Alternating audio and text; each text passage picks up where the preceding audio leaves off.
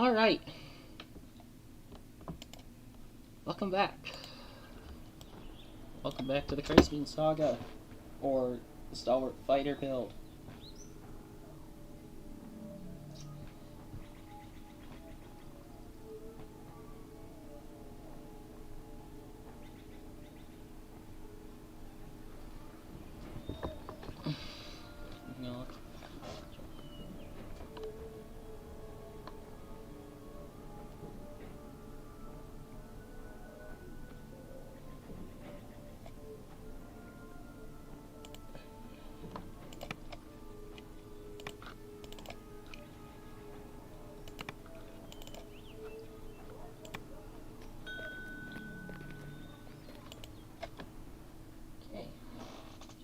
Charm.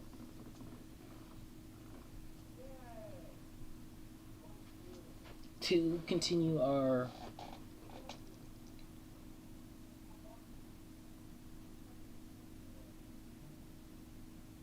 to begin our road to Epic, Part 1.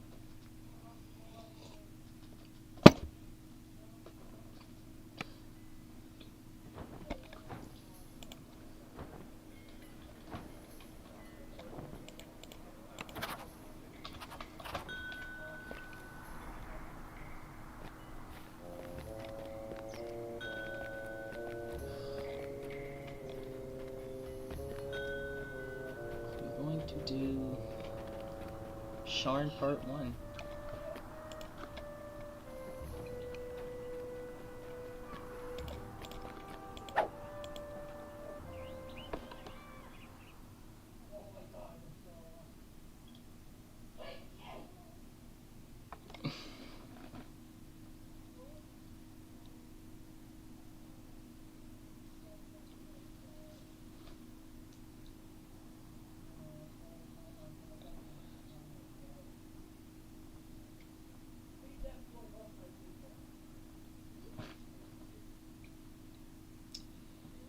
Alright, bear with me. Game's running a little slow today. Typical Thrain lag.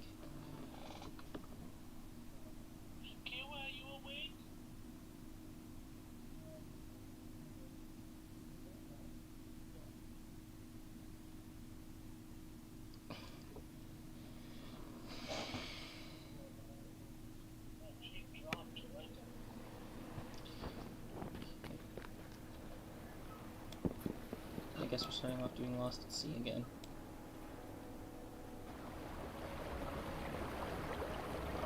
I did that last turn, but it's okay, they're in on R1. But fuck, I didn't.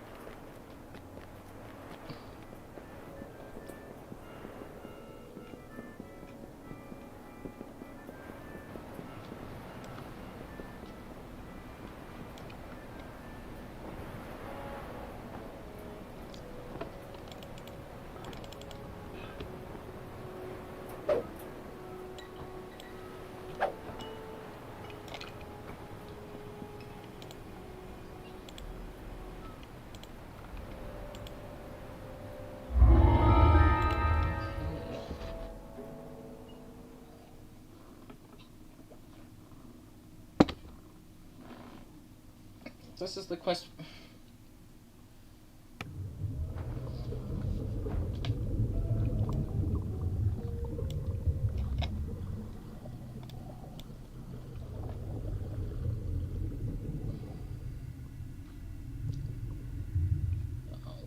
Oh wait.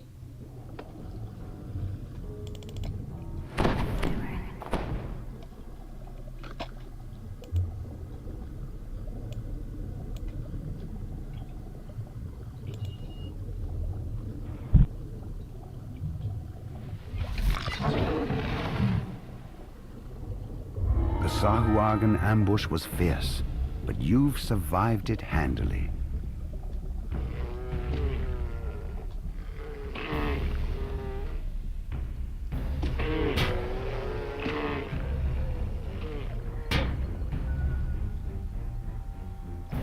A Sahuagin stands before a vast portal, which allows ships to come and go while hiding from prying eyes. You found the sunken ship, but there's no sign of Vaunt's cargo. The Sahuagin must have hauled it away. Fortunately for you, they left a trail of debris leading away from the ship when they stole the goods. With the portal master dead, the pirates will no longer be able to use this cave as a base. Your search is finally over, but a snarling gnoll and her thugs stand between you and Vaunt's cargo. Get them, Cries the gnoll. I don't know what this junk does, but people back in Shan are paying us plenty to steal it. With the pirates out of the way, you can finally take a look at Vaunt's cargo. You've recovered Vaunt's mysterious shipment at long last. It must be very valuable to have drawn such attention, whatever it is.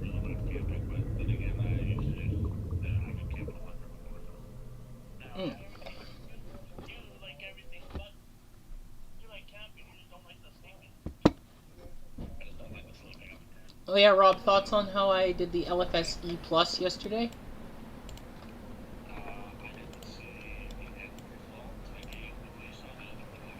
Yeah.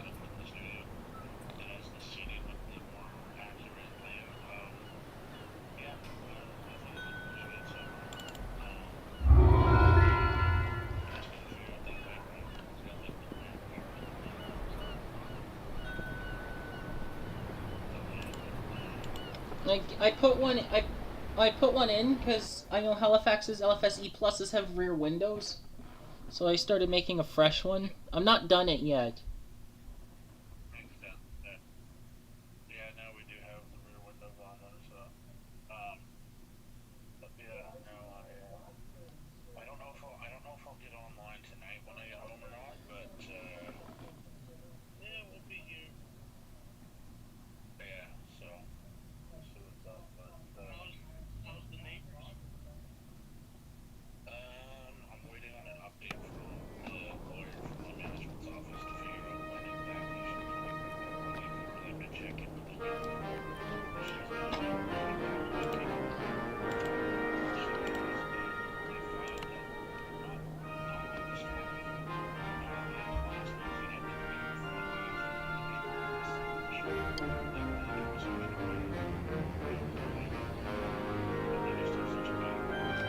Uh-oh.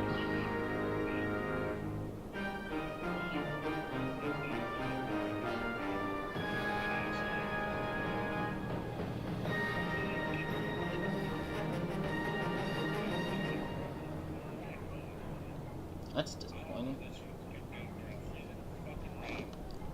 I'm stuck on a loading screen.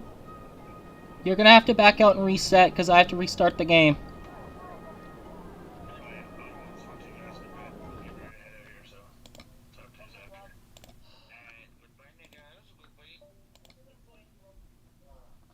Oh, never mind.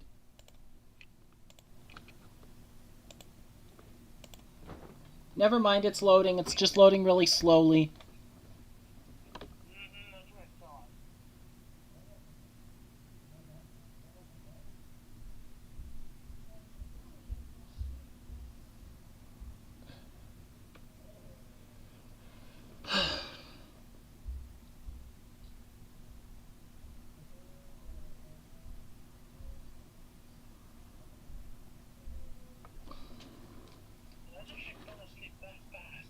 Yeah.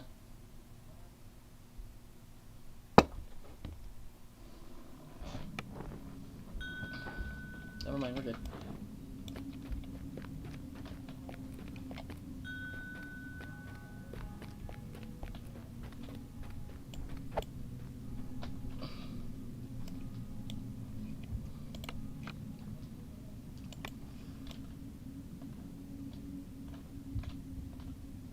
Uh-oh. Oh, wait.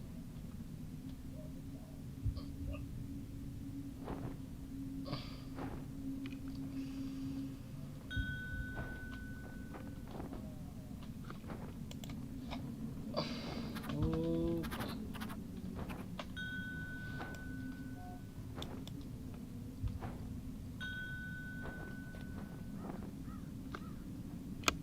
Okay, this is not just me getting this lag. That's good.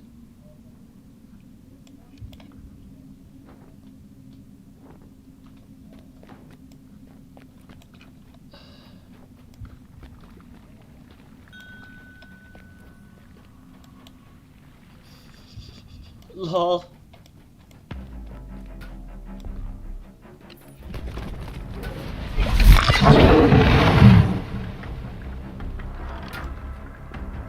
I'm Lucian Vaughn, inventor of the Vaughn Arcana system.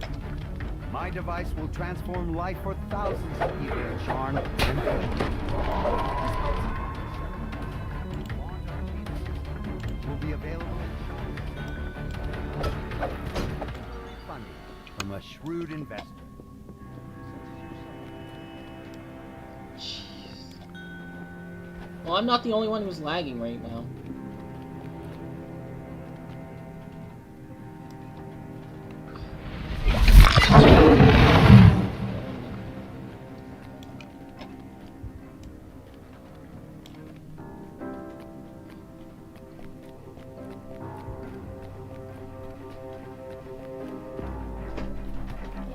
Rubble blocks the elevator shaft, as well as the nearby door. You won't be getting up to the terrace this way. Oh. Now we're good. The rubber banding stopped.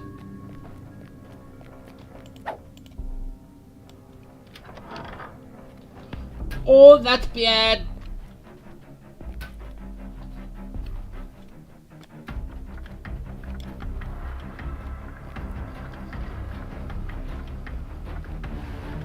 The way up to the terrace is just ahead, but one final group of attackers blocks your path.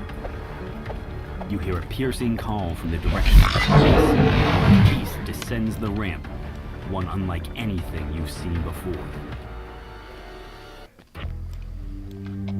The assault on the tower seems to have ended. Now to head to the terrace and learn what became of Lucien Vaughn.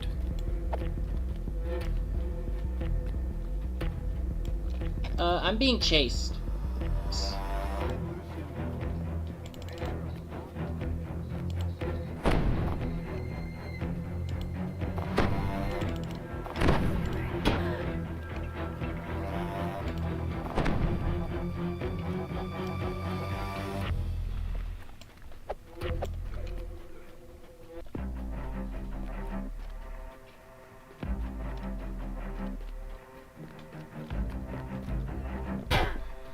Cat and mouse chase.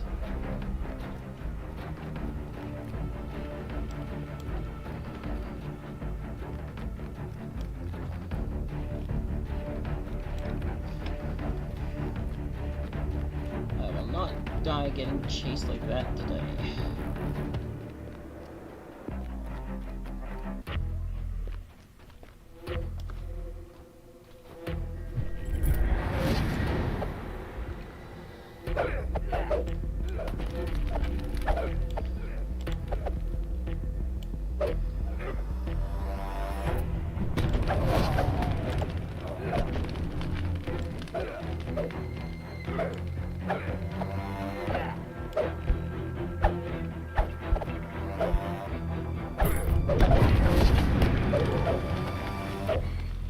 Holy fuck, this lag!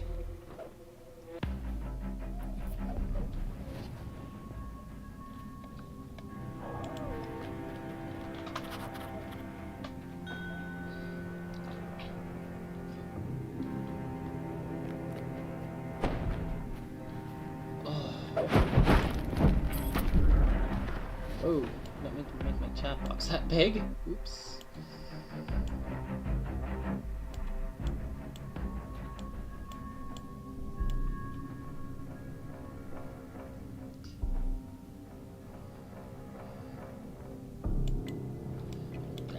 It's good just like that.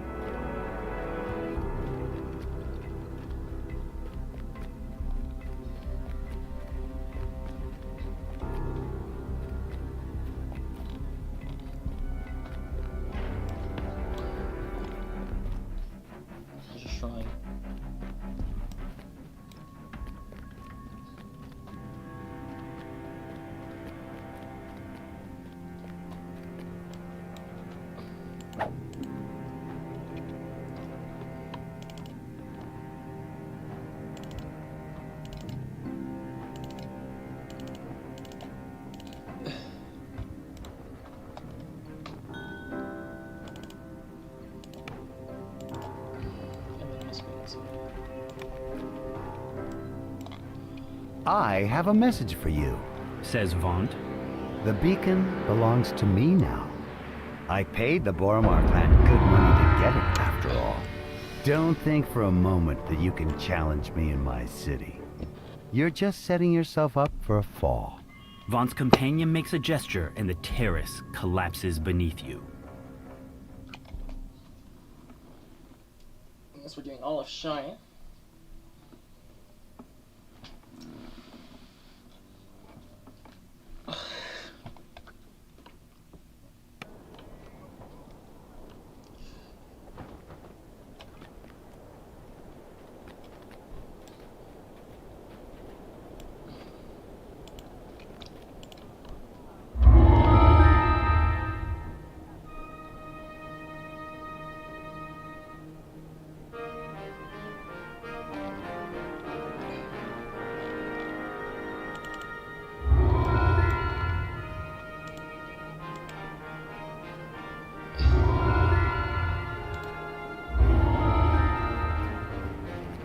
No, that's more Craig University.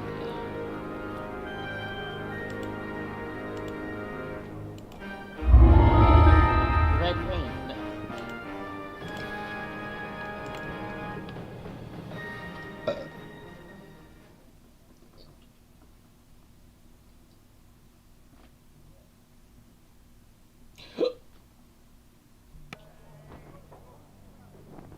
Searching the gambling hall raised more questions about the murders than answers.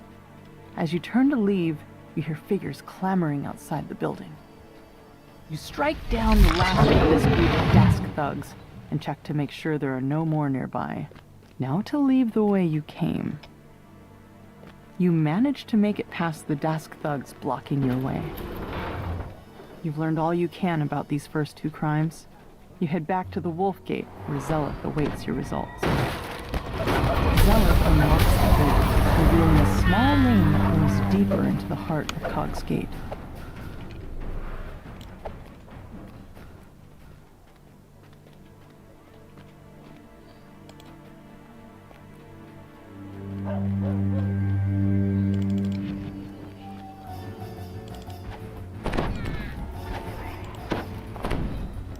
The door to the pawn shop is unlocked, just as with the other crime scenes. Inside, the shopkeeper's body lies forgotten alongside all the other caskets. A different body, but the same song. A crossbow bolt dipped in poison, and a palm covered in slashes. Yet this time a new detail catches your eye. A shattered pin bearing Vaunt Arcanotechnic's symbol. A closer look at the keg reveals a hidden compartment filled with smuggled goods. Some small packages lie in the cauldron. No doubt they were hidden there so they could be fenced on the black market later. The murderer could have emptied the pawn shop, and yet only Mord's life was taken. Armed with your findings, you wonder, what connects all these gruesome crimes? Another alley stretches before you. The more you learn about the victims, the more questions you have. You can only hope that Zulkus Crowspire holds the answers you've been seeking.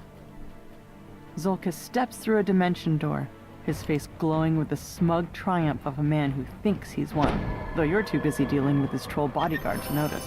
The troll topples, yet another casualty of this bloody night. Now, to meet up with Zelith. Zelith shakes her head, the weight of her brother's betrayal settling over her like the dirt that falls on the streets from above. You've got a job to finish. Another crime scene waits for you in an alley to the south. You stoop down to search the contents of Naram's pack. Looks like he was fleeing for his life when the murderer got to him. More slashes on the palm. And this time, you see the pattern. You wonder how you could have missed such an important clue. The slashes were literally the killer's signature. Whoever did this wasn't shy about letting people know. You find a security ledger embossed with Vaunt Arcanotechnic's symbol. A quick glance reveals that every victim had worked for Vaunt. It's too big of a coincidence to overlook, especially since a note in the margin talked about cleaning up loose ends. That ledger told you what you needed to know. The victims all worked for Vaughn and were killed because they knew too much about his operations down in the cogs. You strike down the last of the attackers. You can't let these petty thugs hold you back. Oh dear Not Jesus, when the you're lag so is close crazy. to the truth. Oh wait. Oh. You catch up with Zelith and fill her in on the clues you found so far. She points you towards an alleyway northwest of where the goblin was last seen. A familiar voice echoes from behind this door. What part of make it look like an accident didn't you understand? And leaving your signature behind was beyond stupid. Now Zelith is onto us. It's only a matter of time before she and those adventurers come barging in here. Zolkus quickly casts a dimension door. The tiefling and the goblin disappear through it.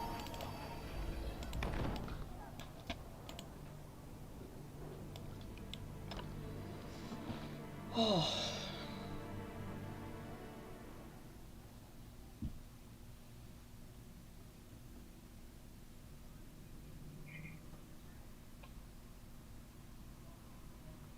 Yeah, Aaron, it's not just me lagging, everyone else is.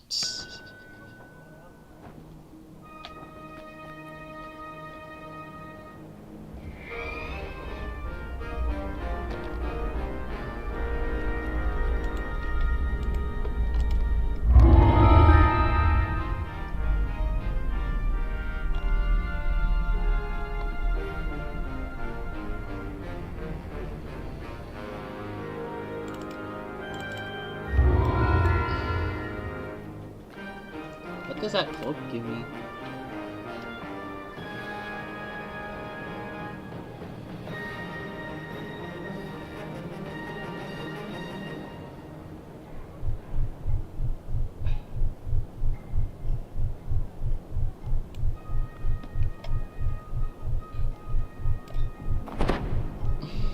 More constitution.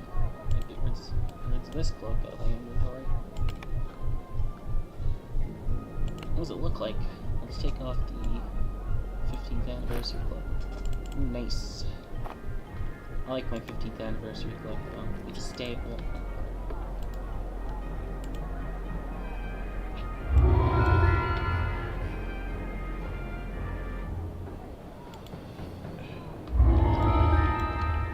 Alright.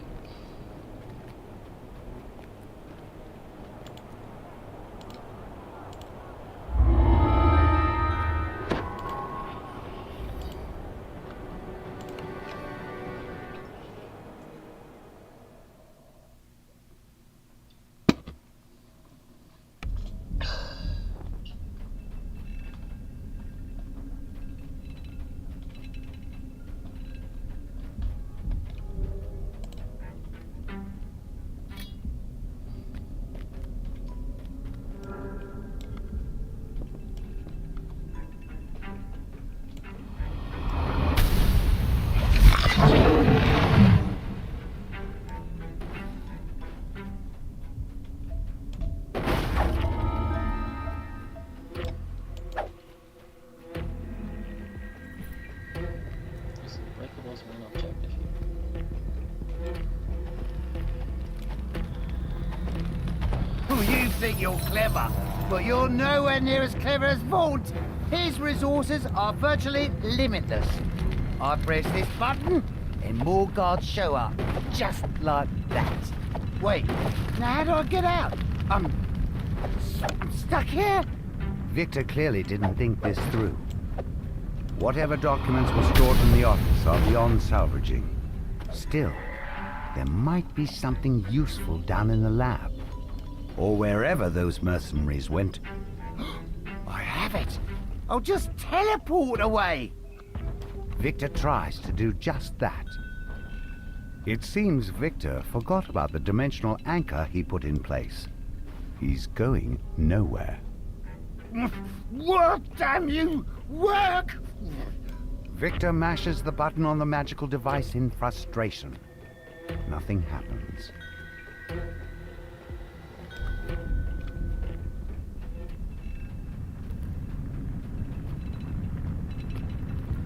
A familiar voice calls out up ahead. Time's up. Your golems will have to finish this. Time to move, people.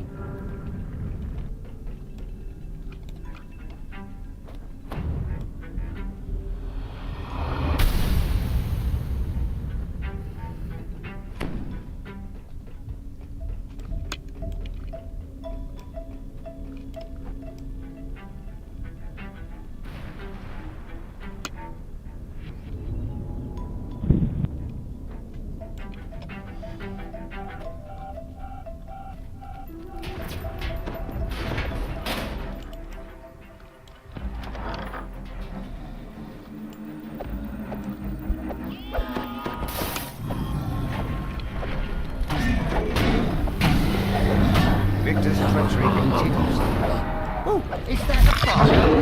Nobody goes in or out until we find them. Don't just stare there gawking. Move! You hear the ominous hum of a dimensional anchor.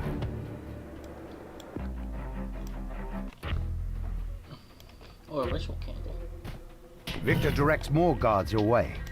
They went downstairs, into the secret lab. After them!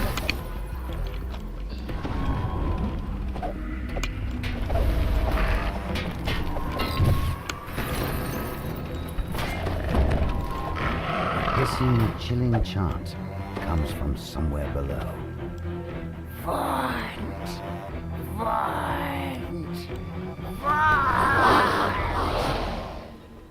As this chant continues, forge wraiths coalesce in the air around Victor.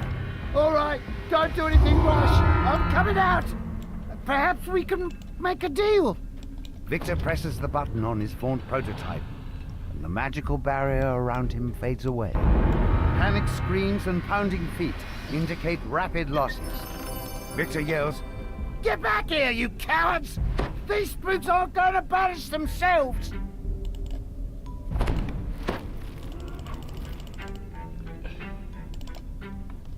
And that staff will be good for the Pale Master life.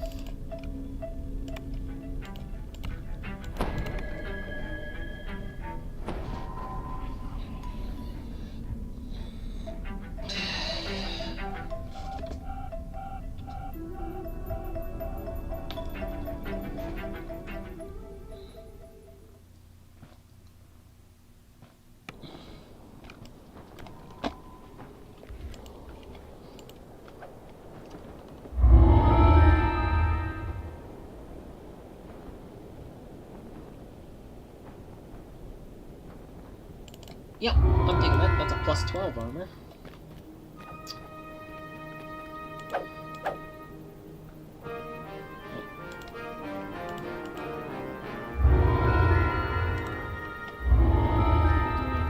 Same old song now.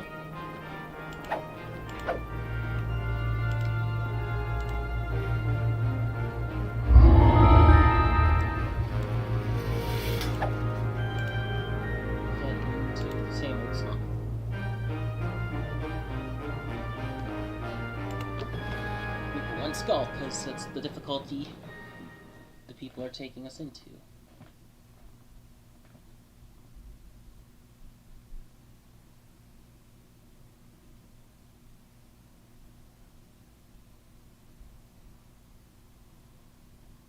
Well, then the game just chooses to load slowly.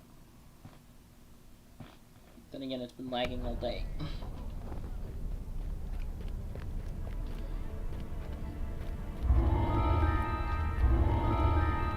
666. The employees report nothing terribly unusual. You can tell Fenwick that all is quiet in the nightclub. Fenwick is relieved to hear that the club is safe and secure. He gives you permission to approach Regina, Club Clawfoot's manager.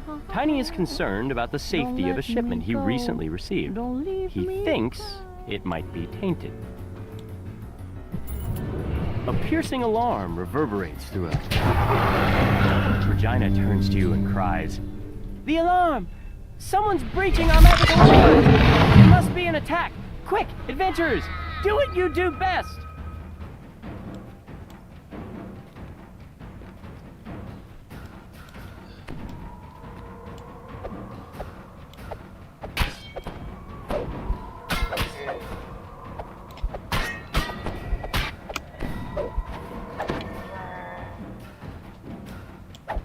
Ooh, hello. Bro, you're getting chased by a Carnage Reaper.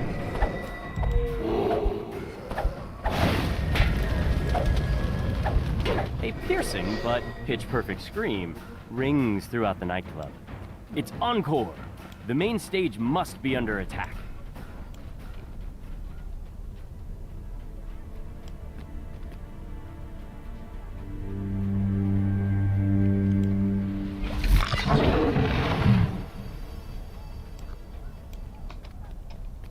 The defeated gargoyle cackles and rasps.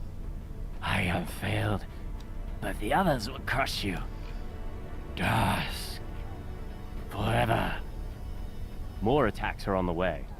But for now, you have a moment to rest.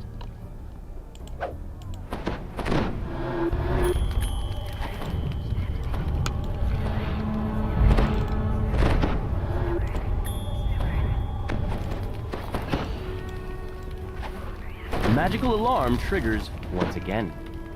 Dusk's attack on the nightclub has resumed.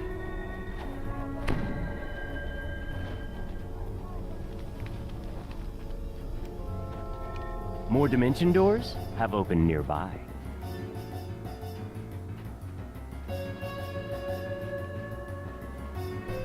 Supposed to end here.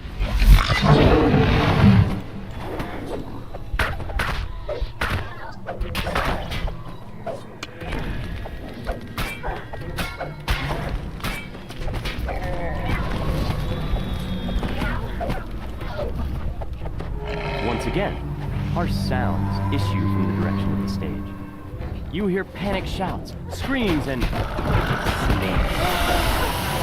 The attack is finally over. A peaceful quiet descends over the nightclub once more. Now you can finally talk to Regina. For your help in keeping her and Encore alive, Regina has promised to do everything she can to cut ties between the Boromar clan and vaunt Arcana Technic. What? Ooh.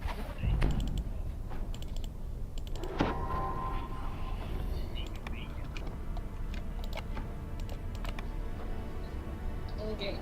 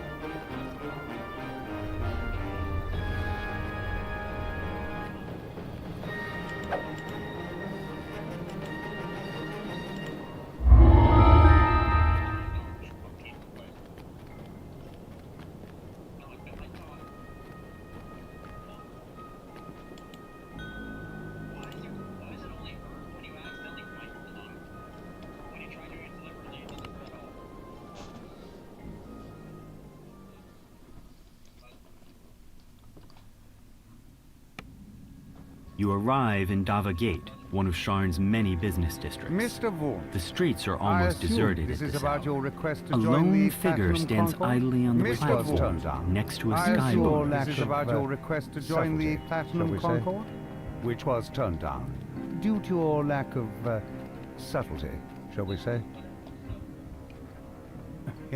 Mr. Vaughan, I prefer audacity. This is about your request to join the Platinum Concord, which was turned down due to your lack of subtlety, shall we say?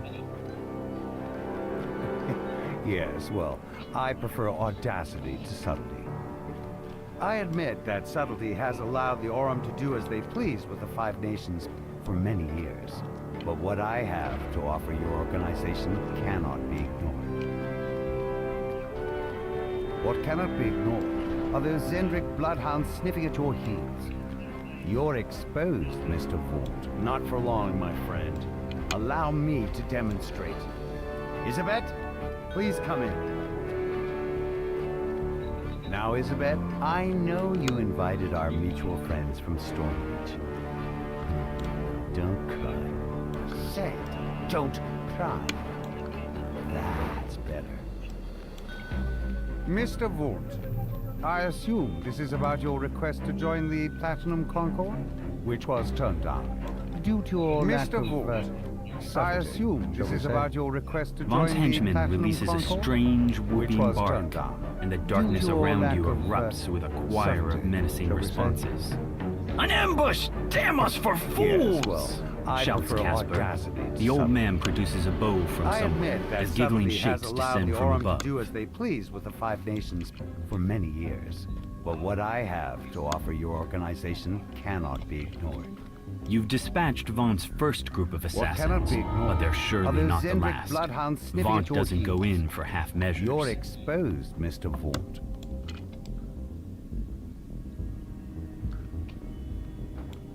You've agreed to help rescue Isabet. To do that, you'll need to clear the way so Casper can follow safely. He says to head to the southeast. Grabbing a source sled first will help even the playing field.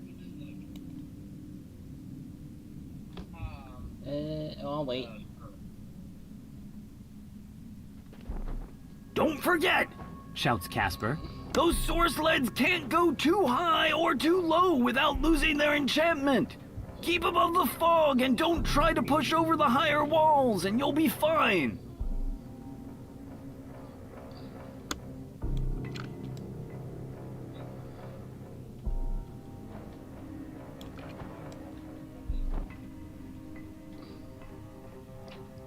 Okay, so you can't die. There's a soul sled here.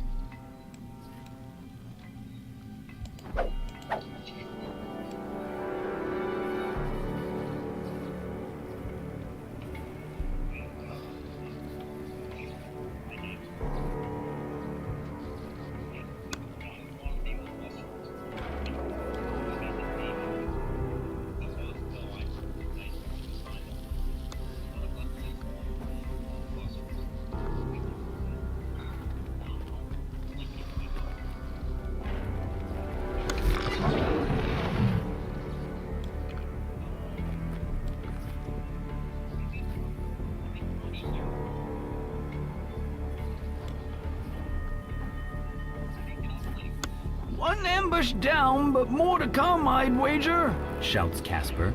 Head north, friends, up the skyway. I'll watch your back.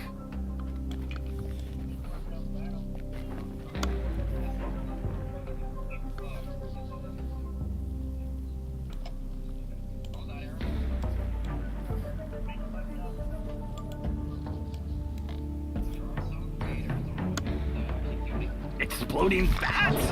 Gods, what a circus! Who's going to explain this mess to the City Watch come the morning? Mutters Casper as he coasts along behind you.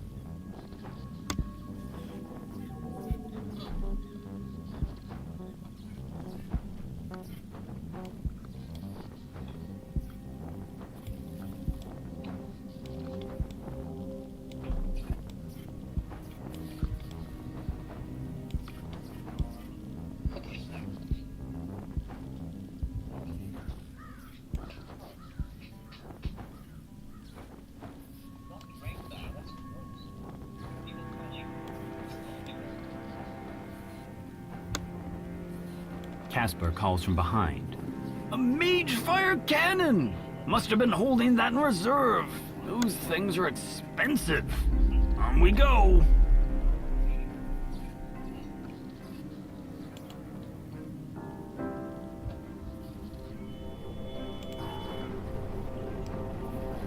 An iron defender prowls the storage room.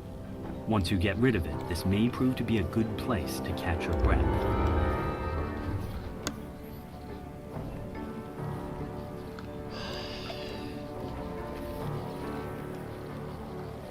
Three sky skiffs descend, and a supporting patrol of gnolls moves to block your path. Is there any end to Vaughn's mercenary army? Yes.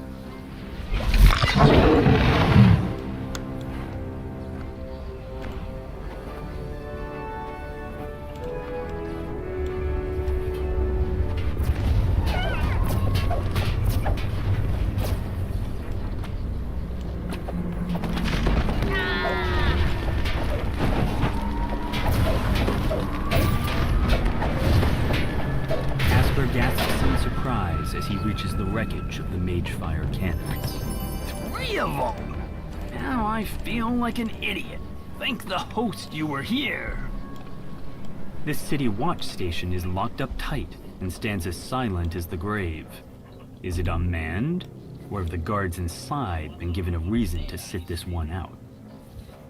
Looks like they're using sky wards, Casper tells you. Your source leads might suddenly stop working out here. Be careful.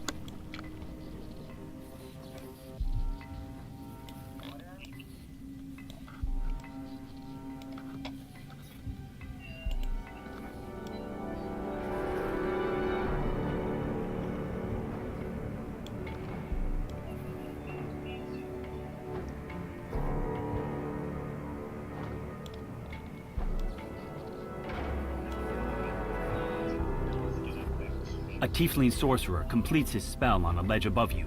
Gish vanishes, reappearing at the sorcerer's side.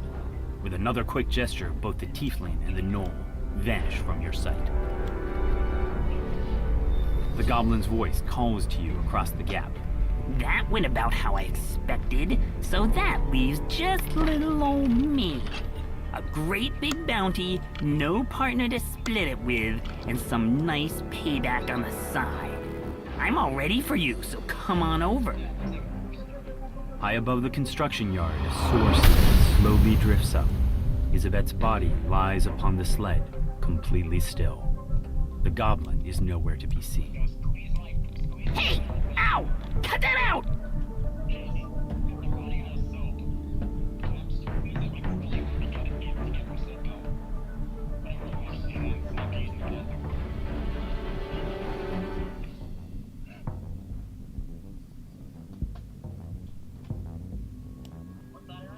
Okay, good, there's a ladder right here.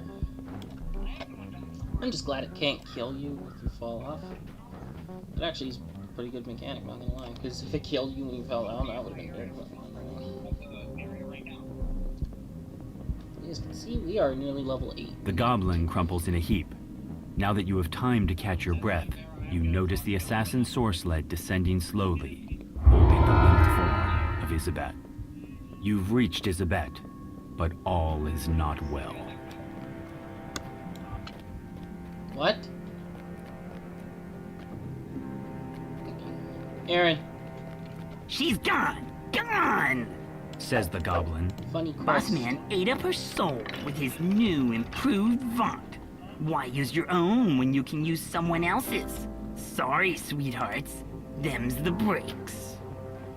The goblin stands at the platform edge, an odd yet strangely familiar blade piercing his torso. Remember this? Jack Jibber's blade? It's why we get to keep meeting like this. Anyway, can't stay. Need to see a fallen angel about a spell. You know how it is. See you soon. The city around you is finally quiet. You now face your most difficult task, telling Casper what happened to his daughter.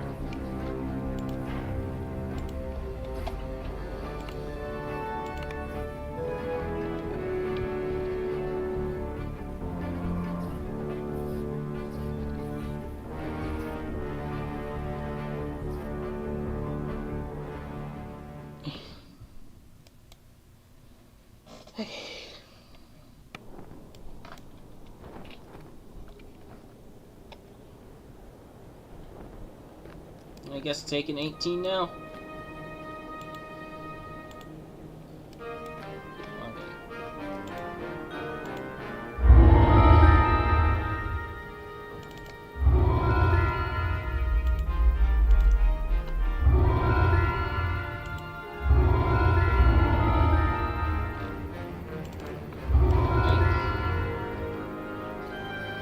Hobbs is in the lower part of Shell. I'm gonna have to take 18 first.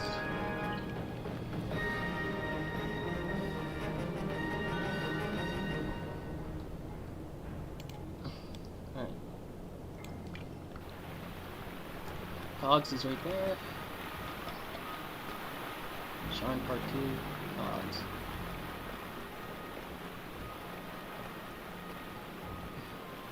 Now I'll find our fighter trainer. He's right here.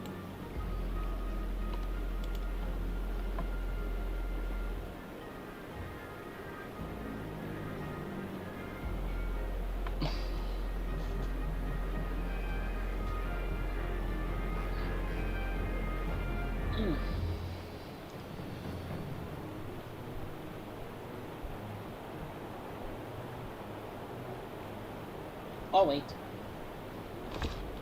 Game's running pretty slow.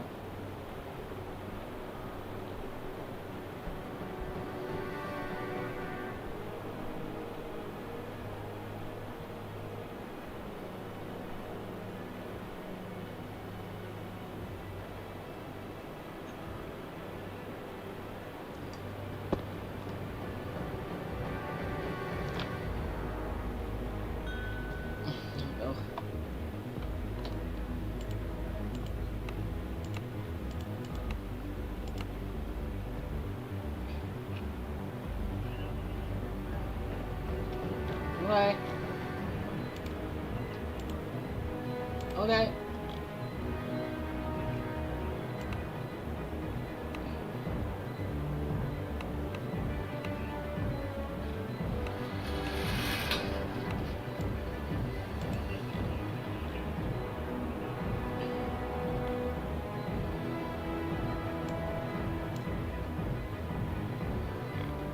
Alertness.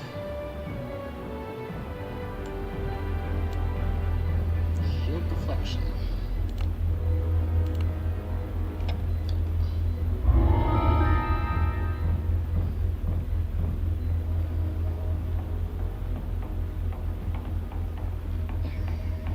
As you guys can see, we are almost level 19.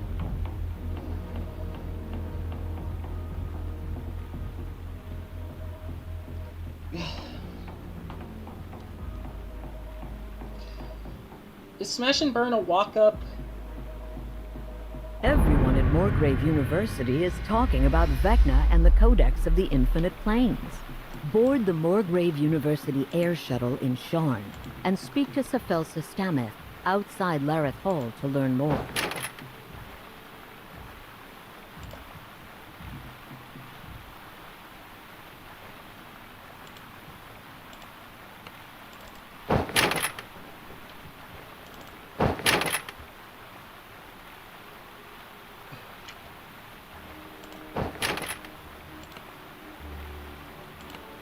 Alright.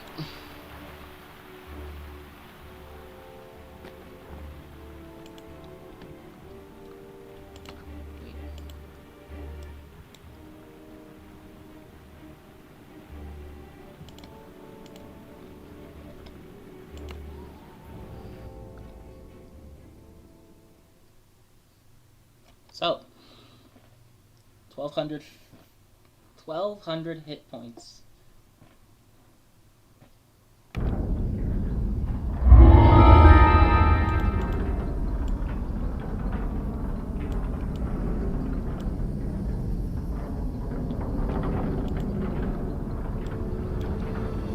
Okay, now I gotta find where Smash and Burn is.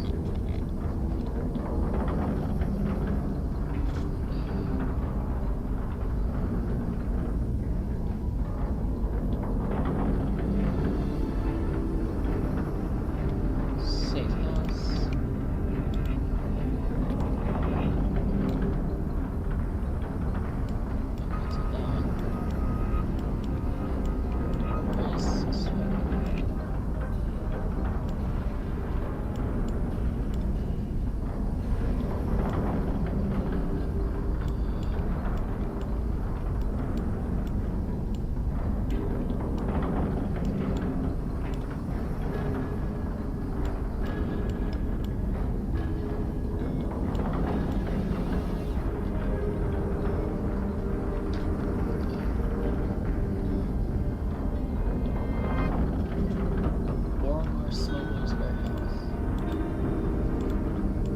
I don't know where it is. Which part of the map is it located?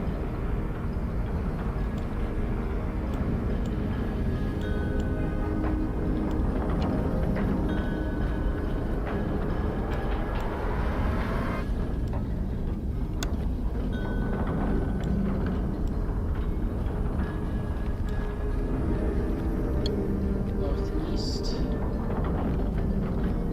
Oh, right here.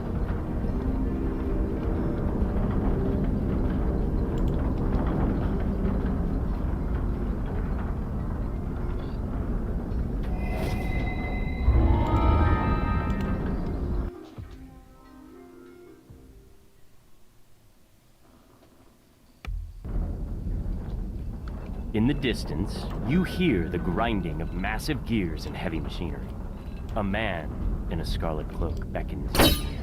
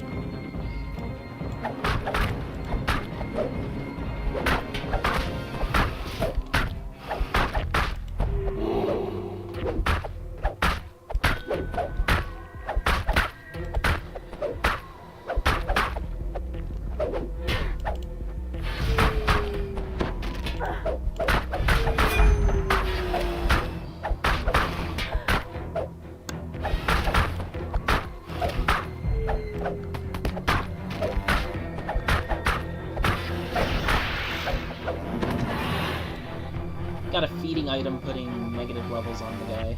We're good.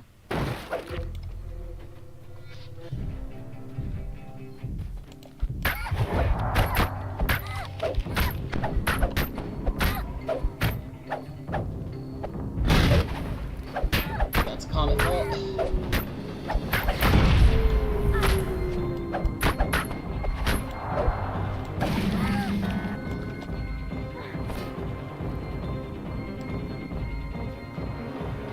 They're AFK in, just business still.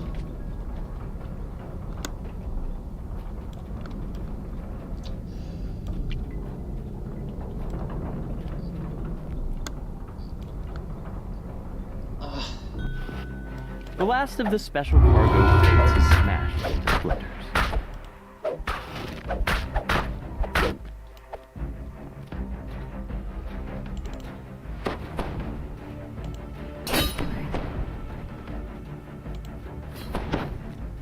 Luckily, I was right at the entrance of the blasts.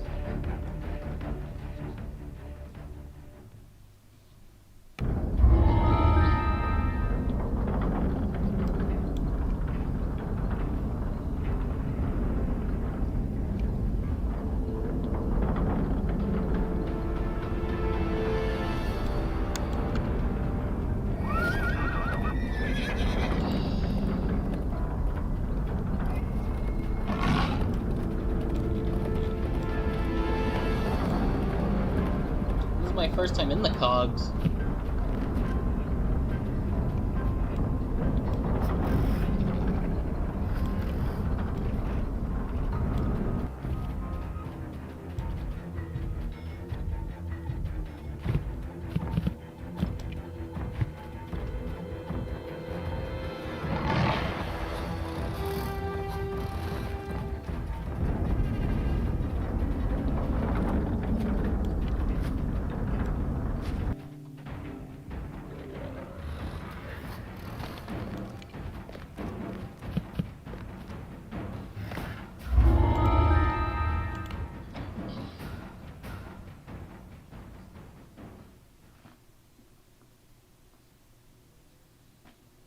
You enter a small fighting arena. It seems to be closed. Red musk zombies drop into the pit from above. You must stop this invasion, so that the fights in the arena may continue.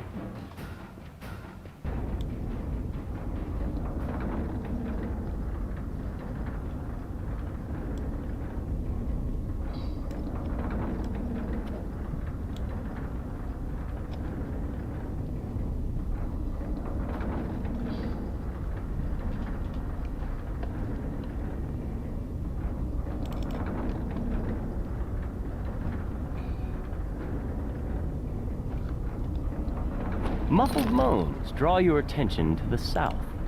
Perhaps this is the source of the zombie invasion.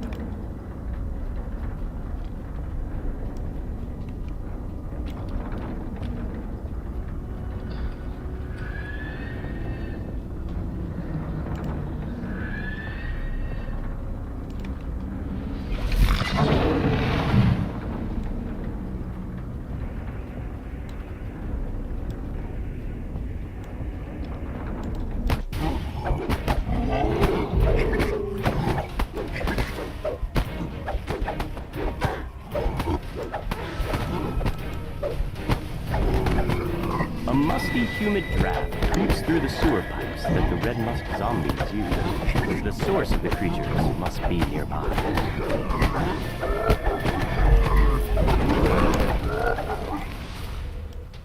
You feel a chill in the air. The draft seems to be coming from the western tunnel.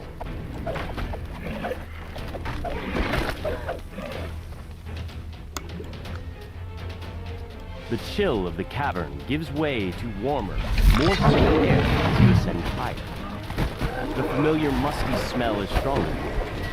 The source of the Red Musk zombies must be close.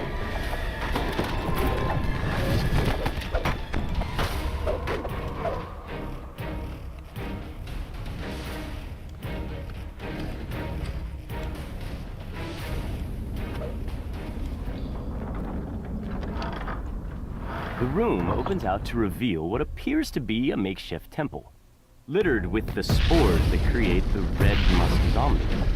As if all of the spores responsible for creating these abominations have been destroyed. Galatraz has fallen. His creations no longer threaten the local fighting pit or the people of the Cogs.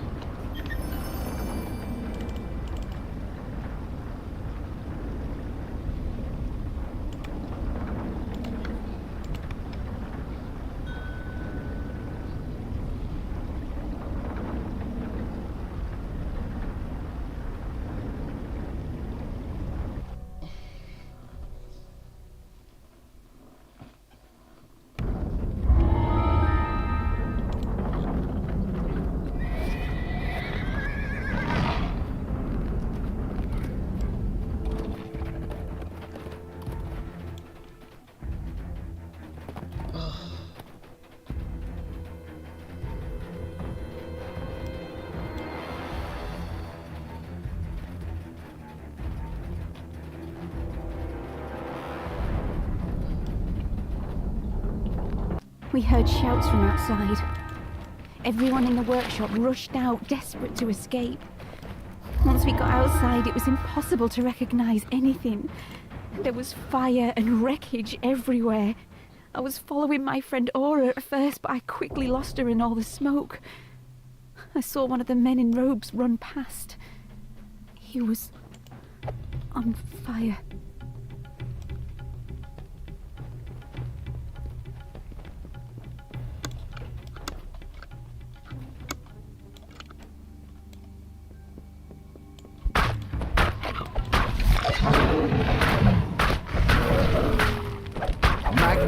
Stands among a throng of other beasts, casting a spell. When it spots you, it bellows in rage. It attacks.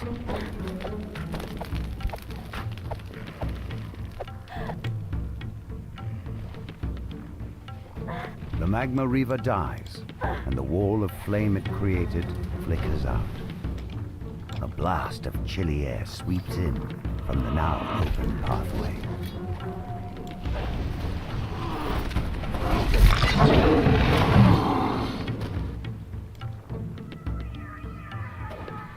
Brilton stands before you, entombed in a sheet of ice. No doubt the creatures you've encountered are the culprits. But how did those wintry monstrosities end up down here, among the blistering magma falls?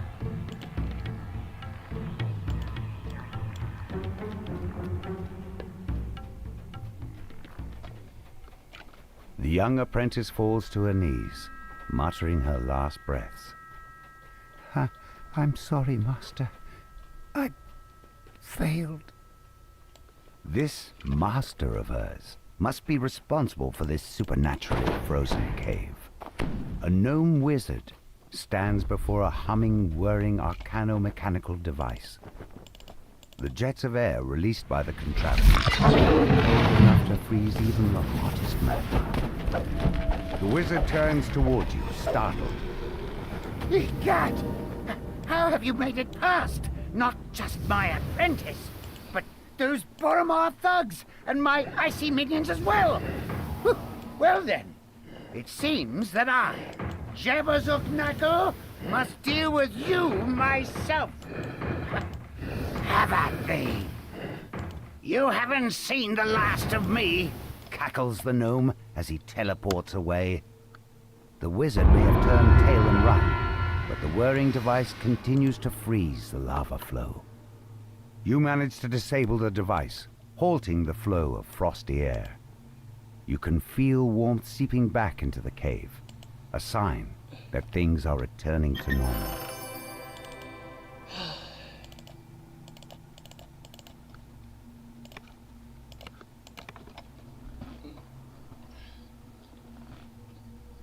Well, looks like we might finish the heroics tonight. Or get to level 20 at least, because I have enough XP to go to level 20, to level 19 now.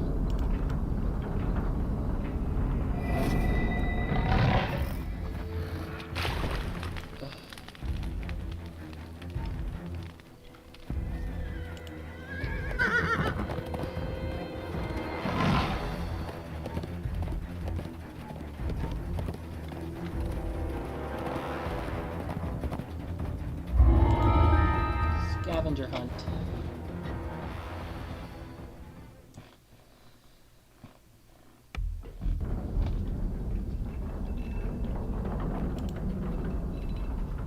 A familiar sound reverberates throughout the sewer, the wet slither of slimes.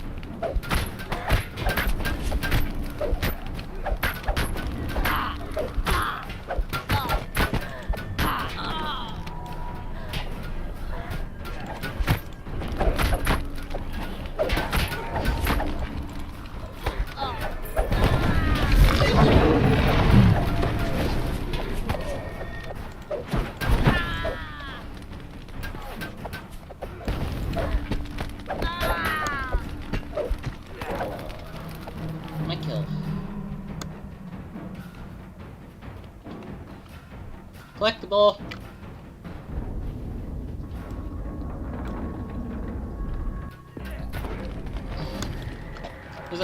There's a collectible back here. You've slain the Dask thugs, but found no sign of the scavenged arcane assistant. Follow the goblin that ran off. He made the floor collapses beneath the Dask. He falls into the depths of the trash system.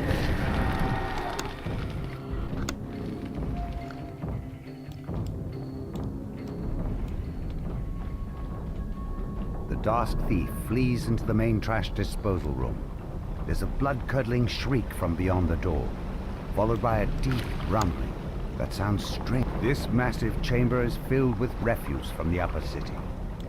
In the middle of the debris stands a grotesque, lumbering beast. The Otyug topples to the trash-littered floor. The door to the west opens, and the gnome scavenger steps through to retrieve her. You've returned the missing arcane assistant to the gnome scavenger.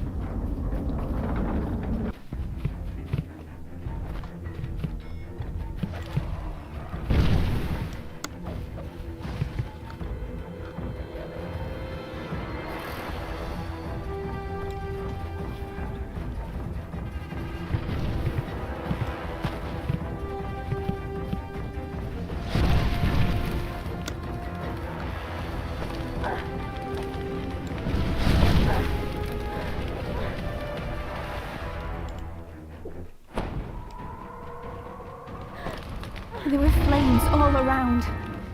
I found a ramp leading up, but it turned out that that ramp went nowhere.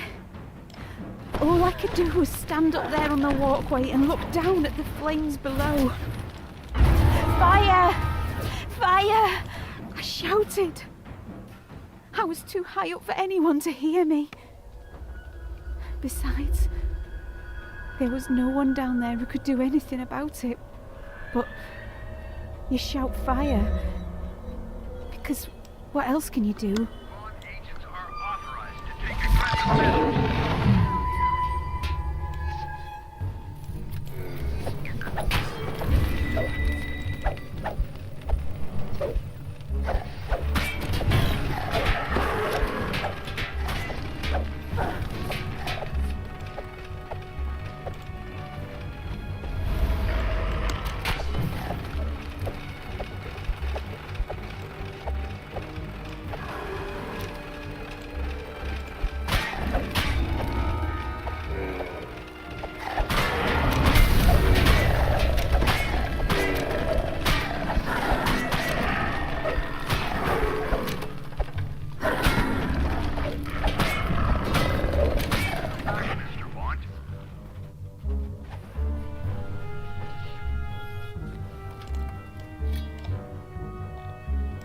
You've activated the Magefire cannon.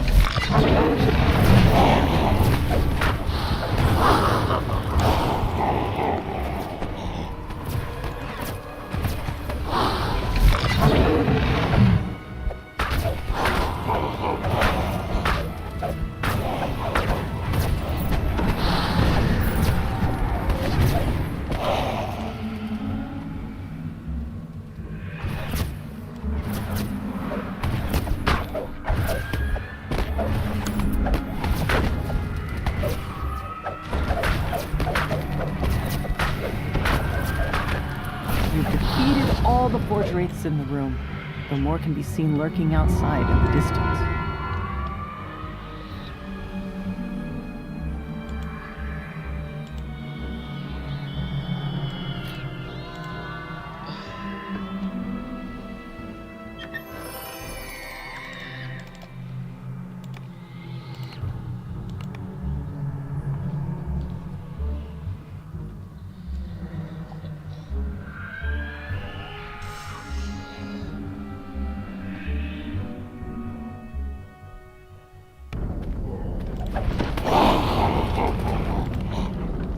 What, you said double recall?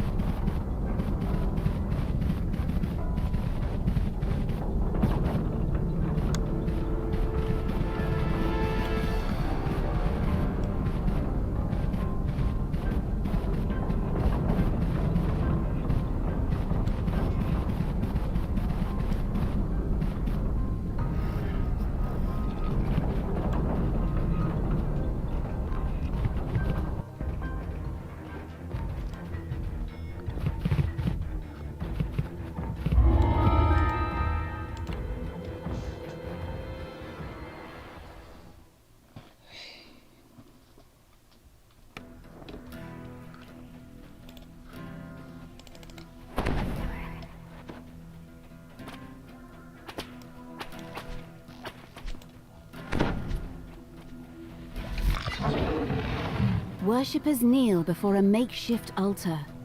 In their prayers, the cultists offer their service to the avenging Forge Wraith and implore the creature to punish those who have wronged them. The High Priestess spots you. Intruders? No matter. You will not deny us our vengeance on the city above. The High Priestess seems strangely untroubled by her imminent death. My spirit will only make our master stronger. He cannot be evaded. He cannot be bargained with. Vengeance will be his. As the Forge Wraith falls, shocked voices cry out throughout the cavern. The cult is destroyed, and the city is now safe from their schemes. Yet this was not the only Forge Wraith. More still lurk in the cogs, driven by their never-ending thirst for vengeance.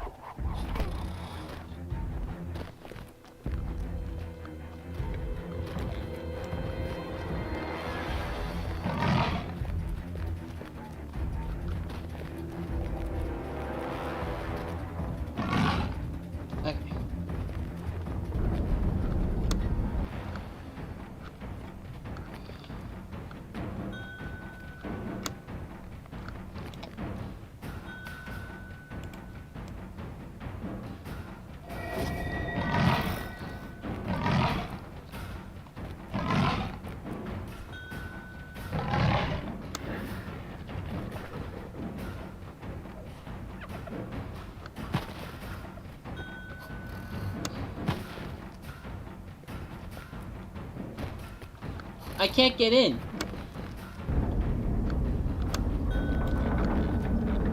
I'm stuck on the rocks that are outside.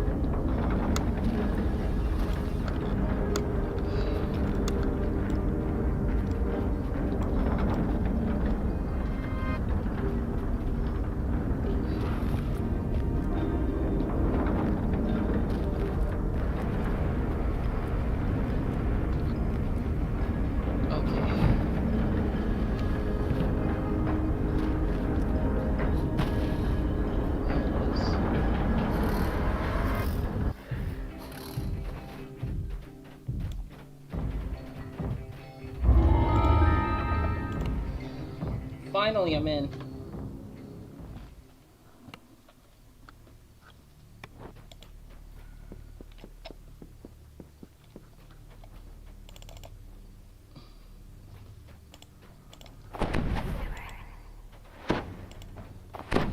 Malik calls to you from the platform. Thank you for clearing out the DOS for me. It was a great help. Those fools had no idea what they were dealing with.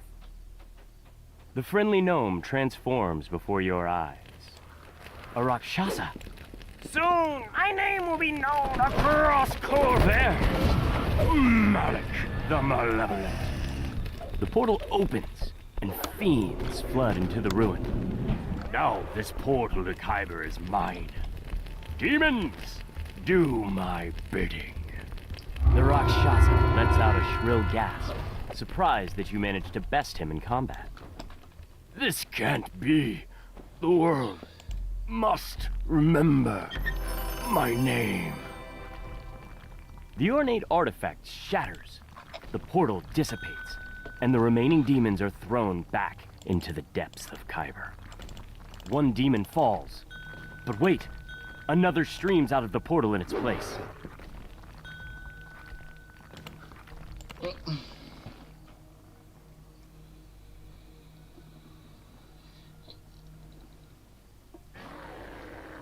Okay.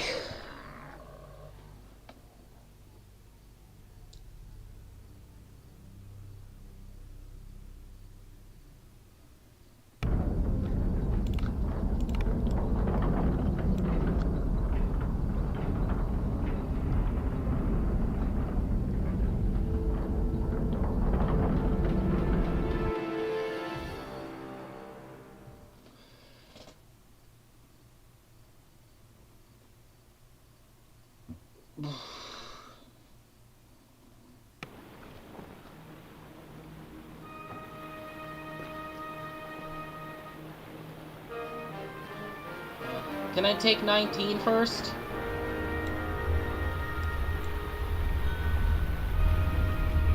Okay.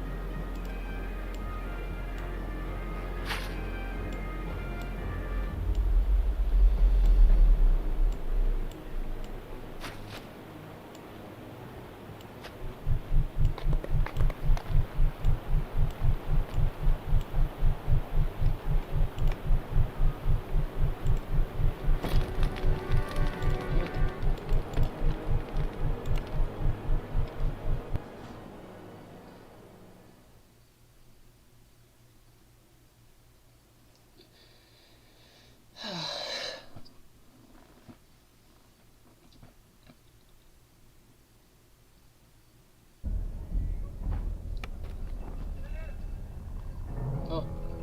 You awake, baby?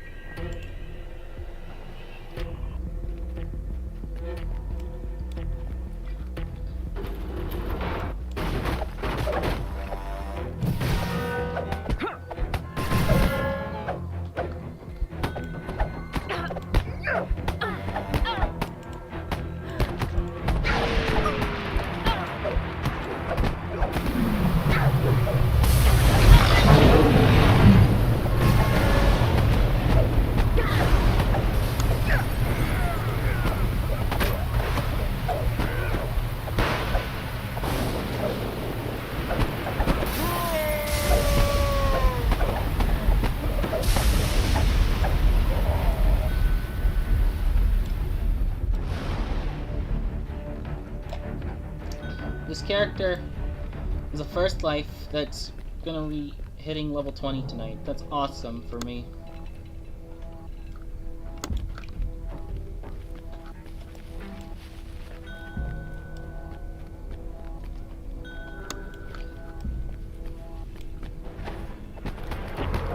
A small figure cowers in a corner, menaced by lone security force. The known fits the description of the corner we're set to find.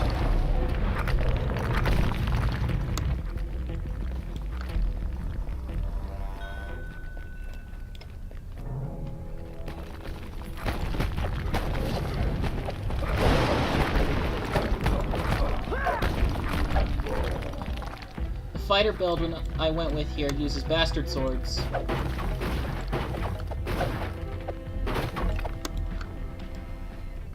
Did the Stalwart Defender.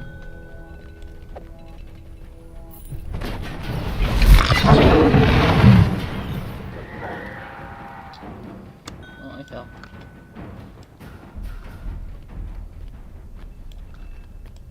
I fell. You unlock the door using the key to the manager's office.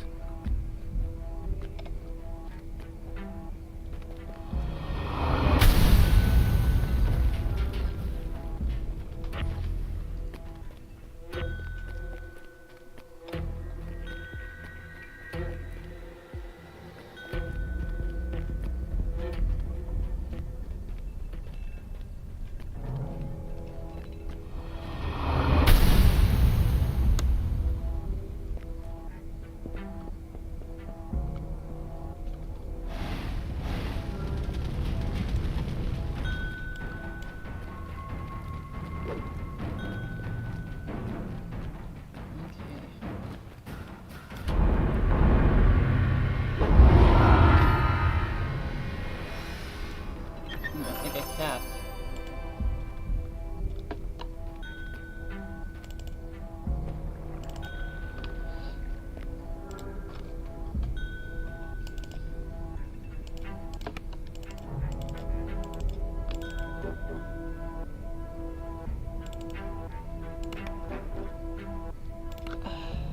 Okay. Okay, I think.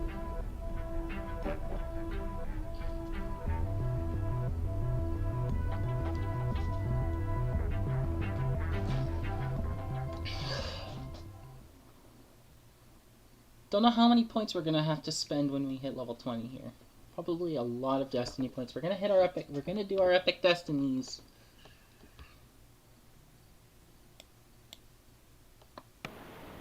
For sure.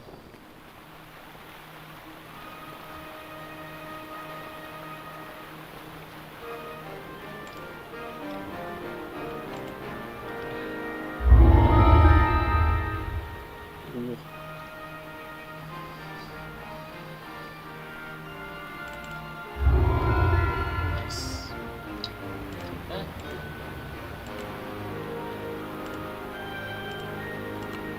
New sword.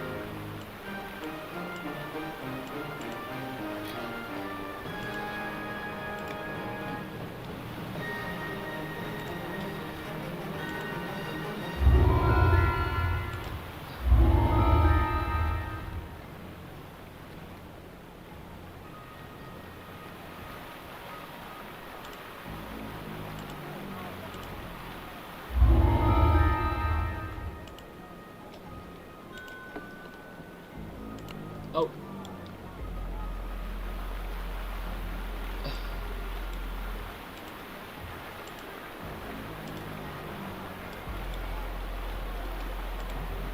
I bestowed the wrong quest.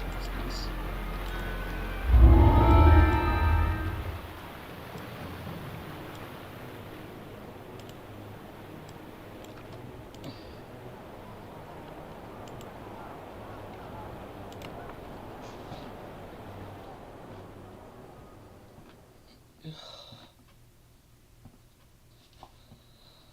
Okay.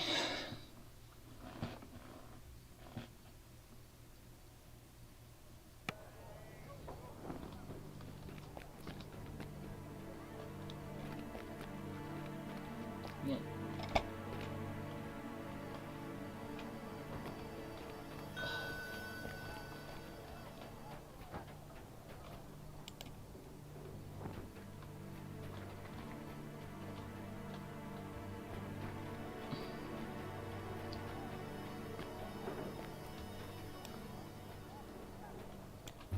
Oh, Jesus.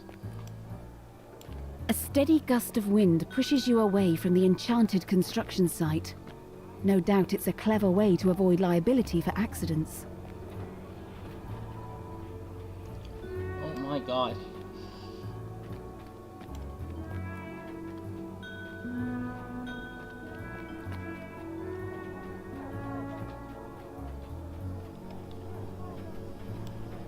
That was deep.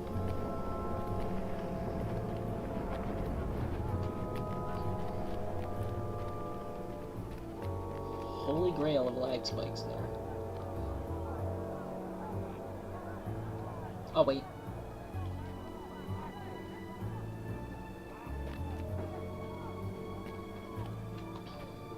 A searing gust blows over you, and you hear whispered curses in the air. Strange.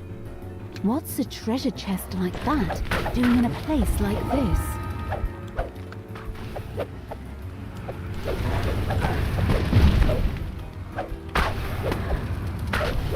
You find yourself in a small corner of the vast sewers that snake beneath the city. If your suspicions are correct, the mysterious Hastar Cannon has a hideout I'm about somewhere to die. nearby. Look what the cat dragged in. The crouching half-orc barely seems to be paying attention to you. How's the weather topside? Ash de Therashk, bounty hunter, is having a hard time with some kind of pipe contraption. Maybe you could help.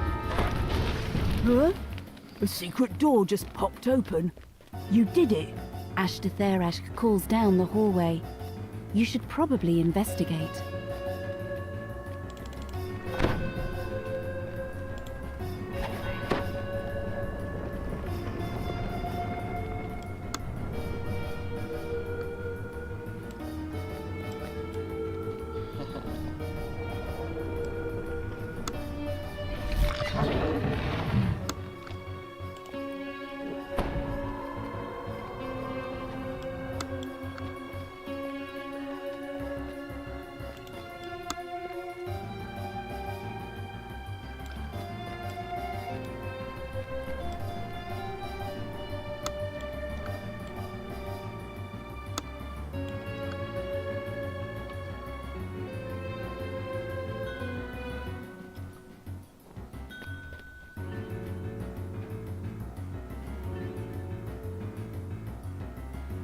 Holy balls, the lag is bad.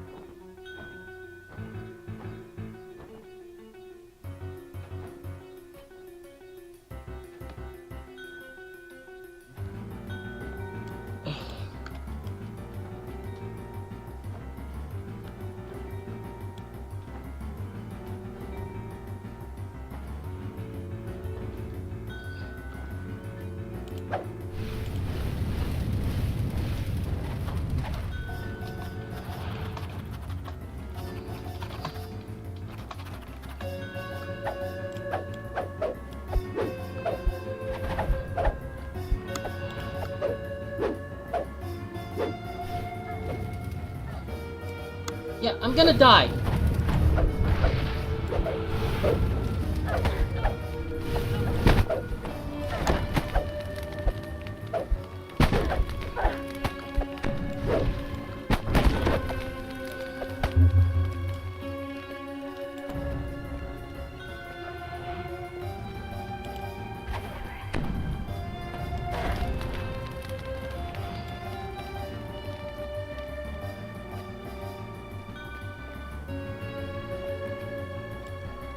We had a deal, Talion, Thora calls out when she sees the gnome inquisitive among the attackers. These ne'er-do-wells have mistaken you for an easy mark. This won't end well for them. Nobody quits the Dark Lanterns, Thora.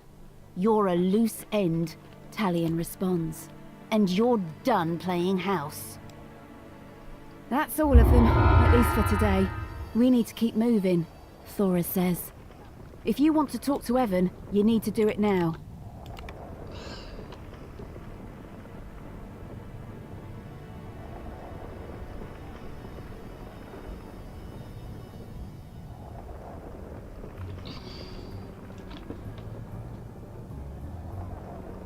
Maybe the lag is bad.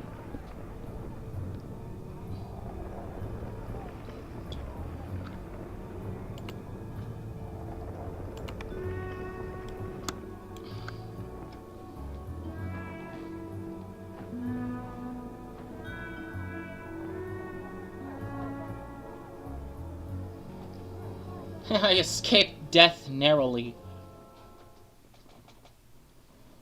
I had to use 3 charges of second wind to escape death.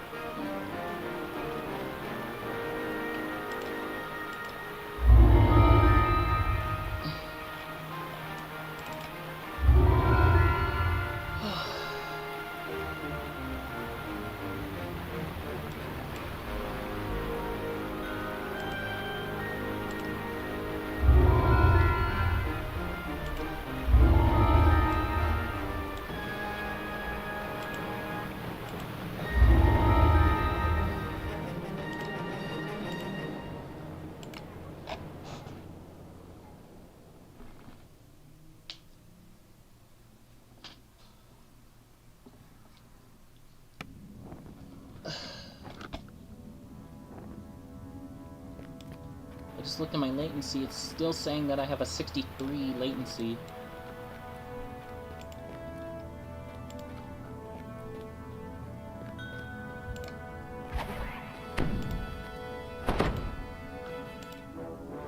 Oh, the wrong way.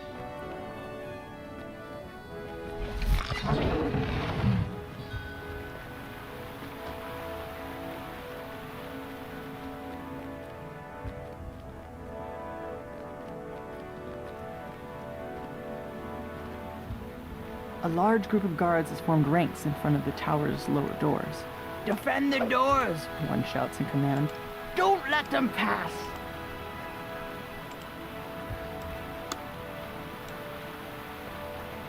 Pushing open the doors unleashes a wave of hot air. The heat reminds you more of your time down in the cogs than of the middle city.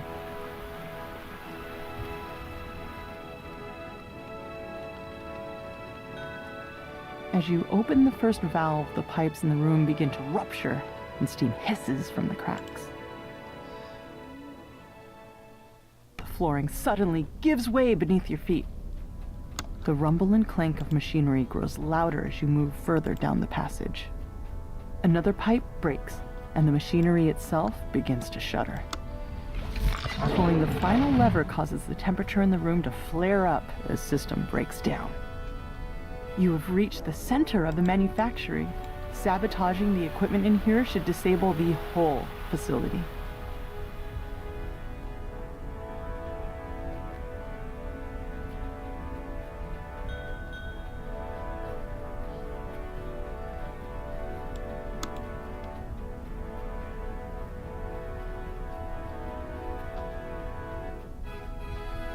The machinery loudly grinds and squeaks.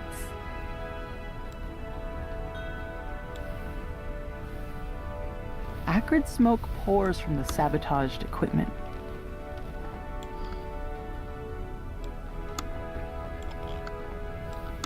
Arcane lightning crackles through the grating as the device overcharges and melts. The last piece of equipment in the main manufacturer sputters and stalls. Soon, the entire tower starts to quake.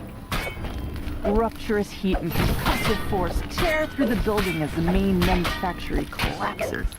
The gnome roars at you as you enter the room. My wonderful equipment! How could you destroy it like that? You'll pay for this travesty! The massive construct emits a strange metallic grating sound, and several smaller constructs come barreling into the chamber. The construct finally grinds to a halt, too damaged to continue its assault.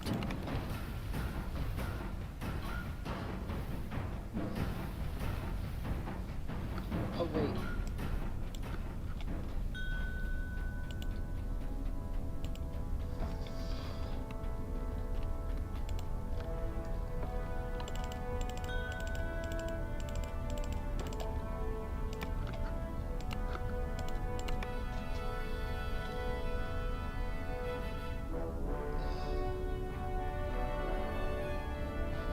Holy shit.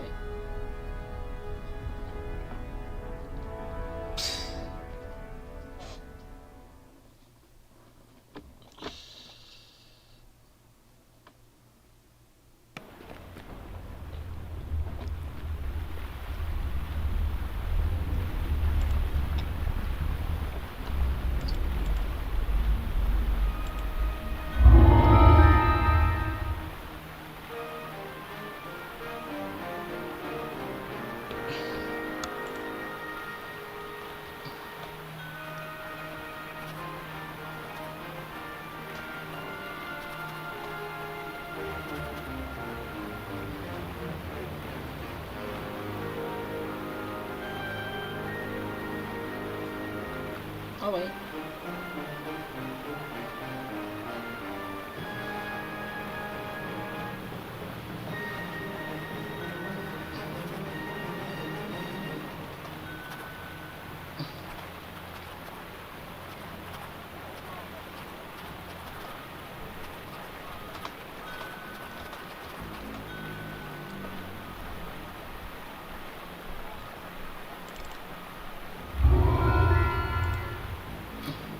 Oh.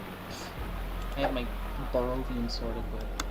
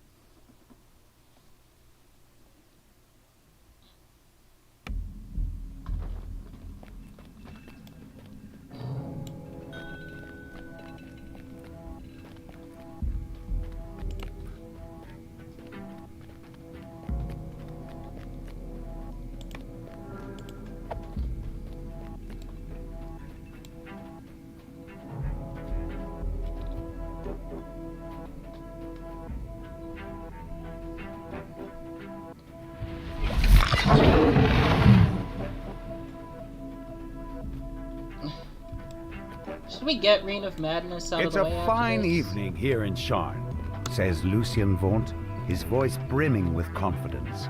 And tomorrow will be truly beautiful. Vaunt will be talking on stage for a while. Now's your chance to steal back the Stormreach beacon.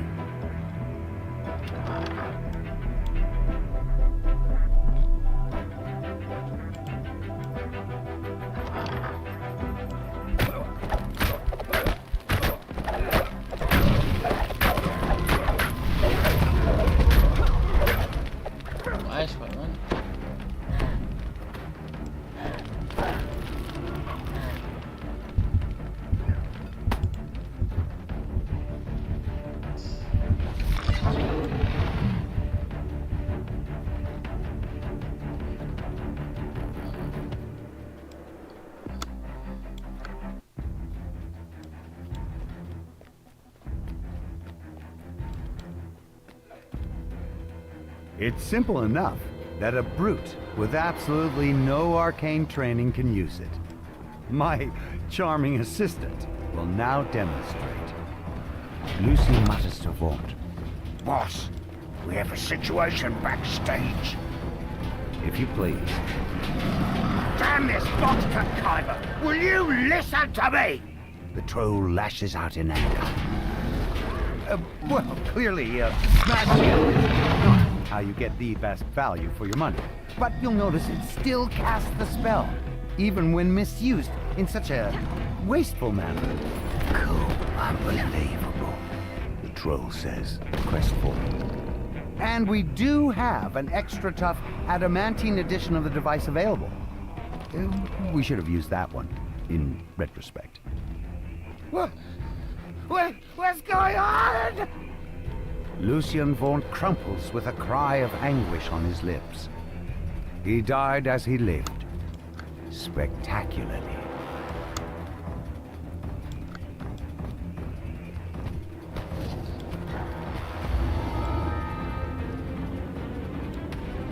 You've recovered the stolen beacon.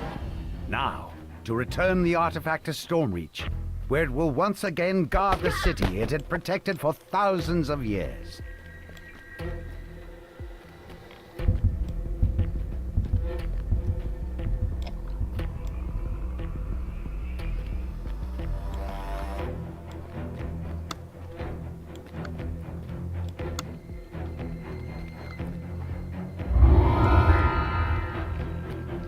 Let's go, baby! Maximum heroic XP achieved. I cannot recall now, because...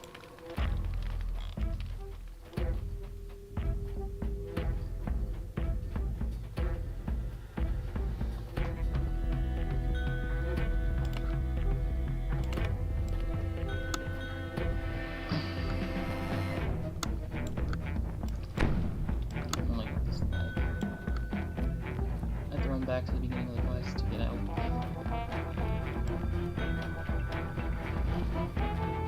Okay, yeah, there's maximum heroic XP achieved on Craze being the fighter.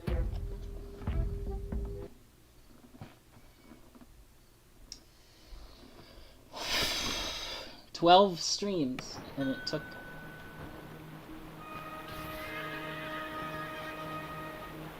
I'm capped.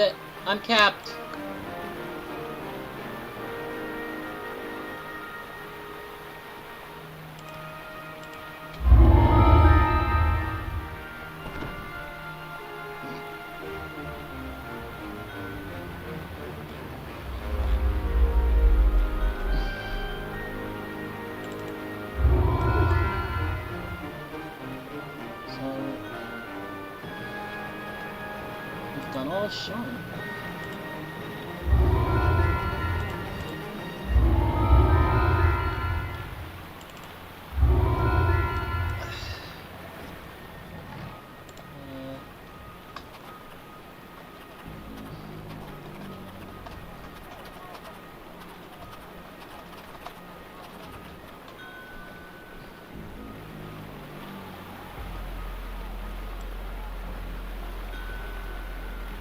Okay. We're gonna do it on heroic or epic?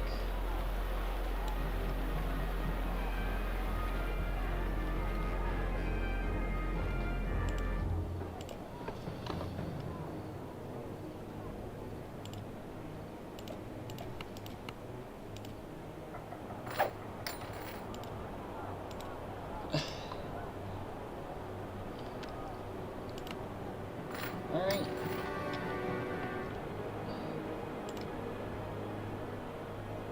That shield.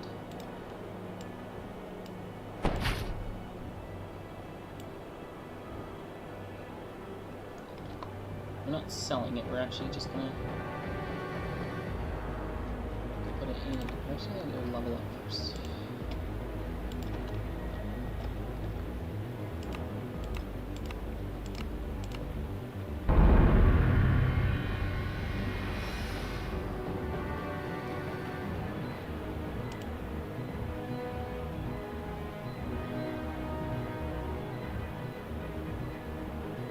Oh wait.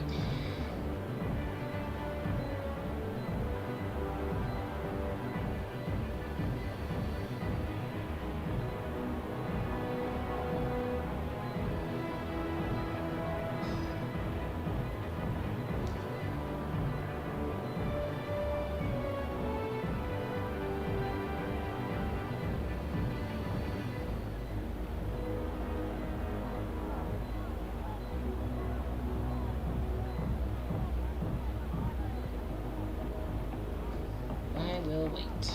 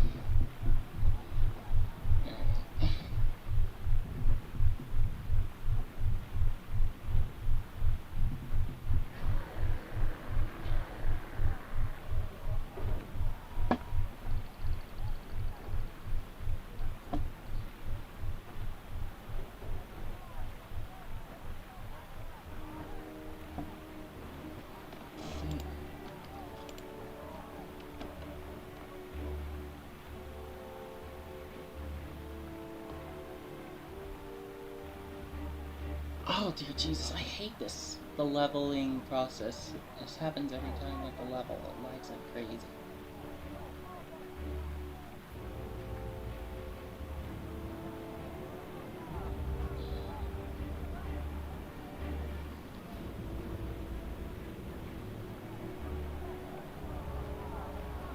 Hang on, still taking 20. It's lagging like crazy though.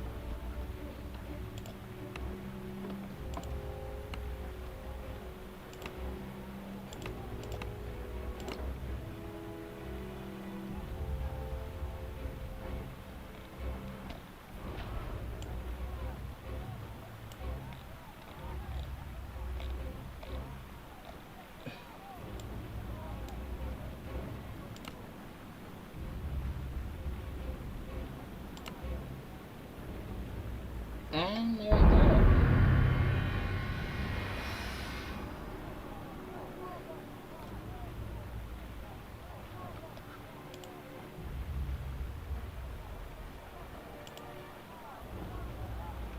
Okay.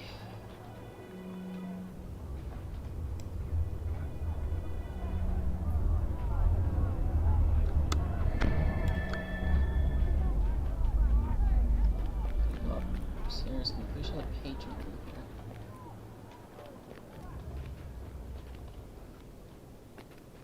There's the epic trainer.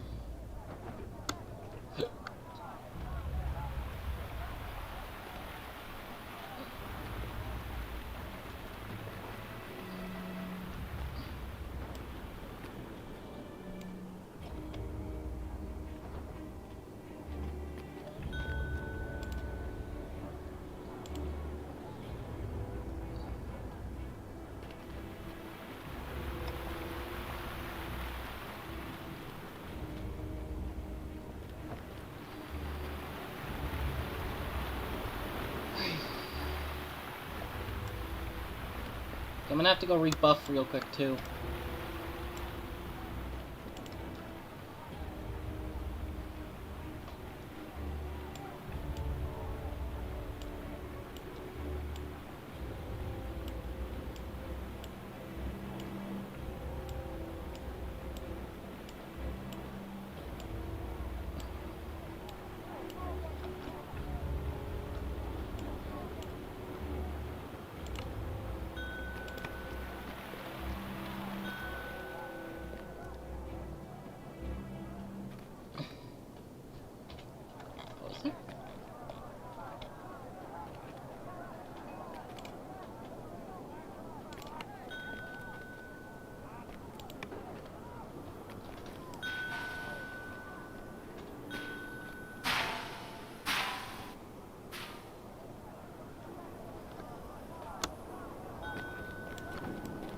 On my way.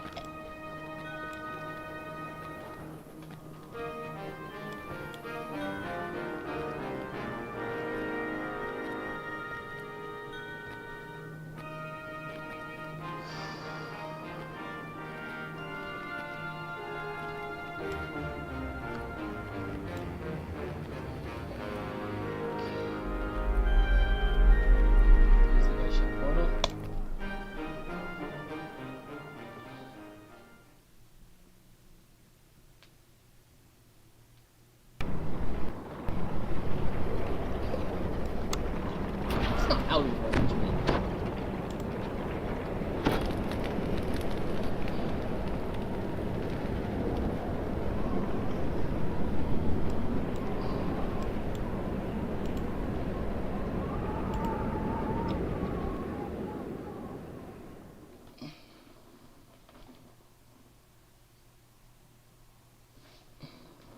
So the heroic LED chain.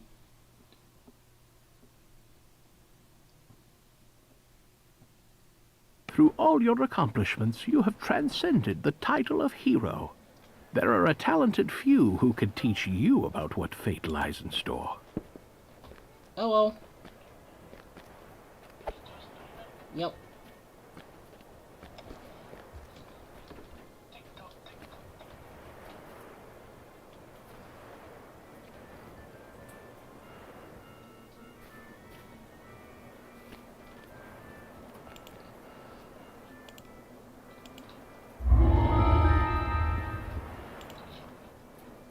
Alright.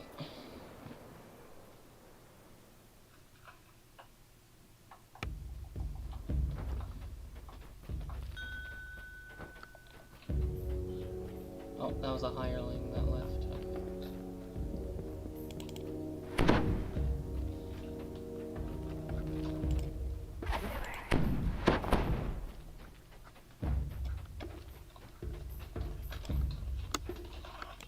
How far in are they?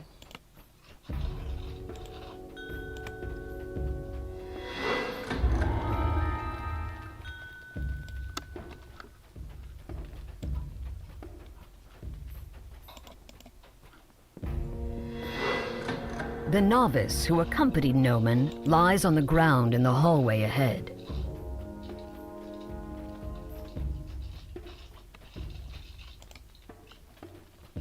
As the path leads down, it begins to look more like a dark and sinister temple, and less like an empty warehouse.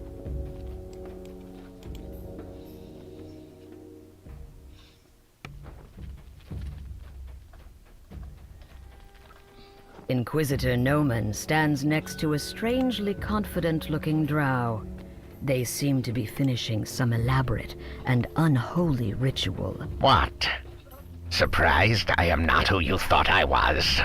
I should have killed you at the start. This is nothing, my friend, a nuisance. The ritual is underway, and the silver flame is powerless to stop it. So pray, shall we continue?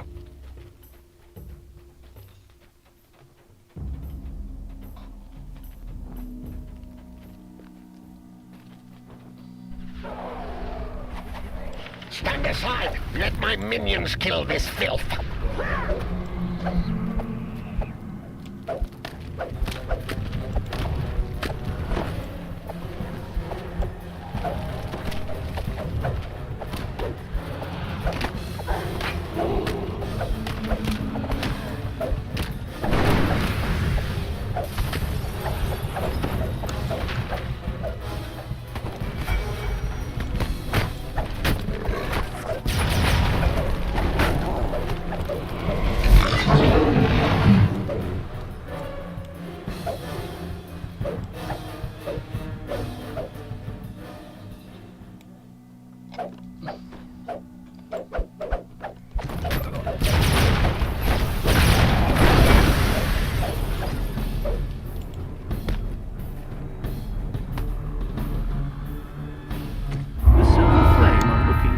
Activity in the area.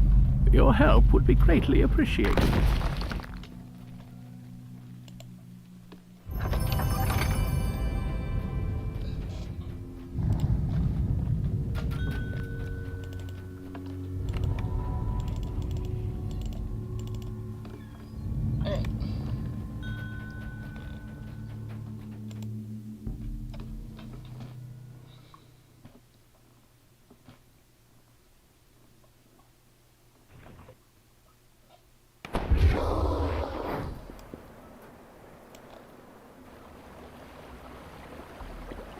The fact that we got level 20 in 12 streams is impressive.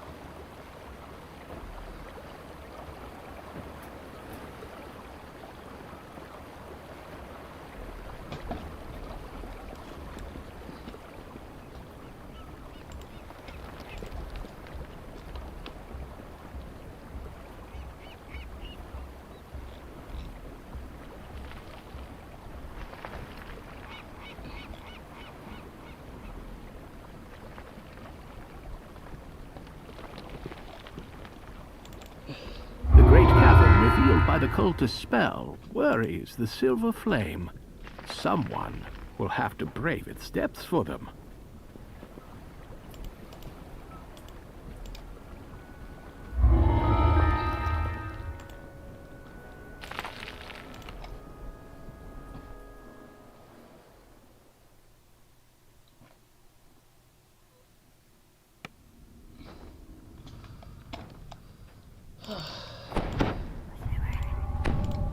You have entered the nether realm of Kyber.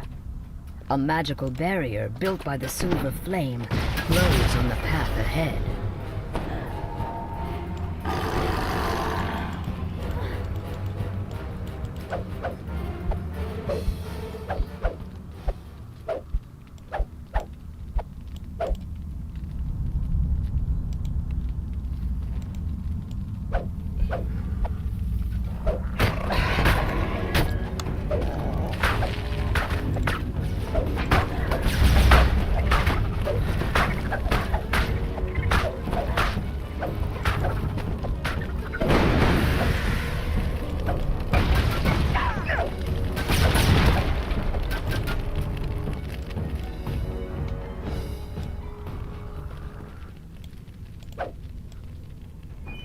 Dusty remains lie in front of a sealed stone door on the far side of the room.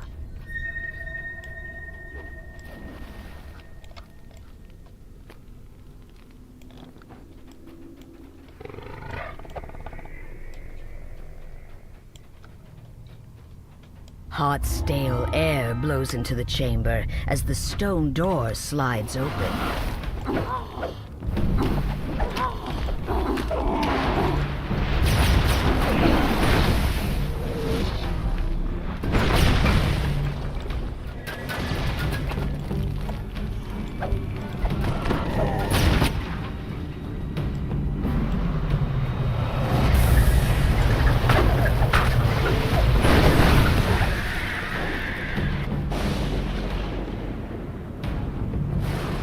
The drow here are intently prying dragon shards from the cavern wall.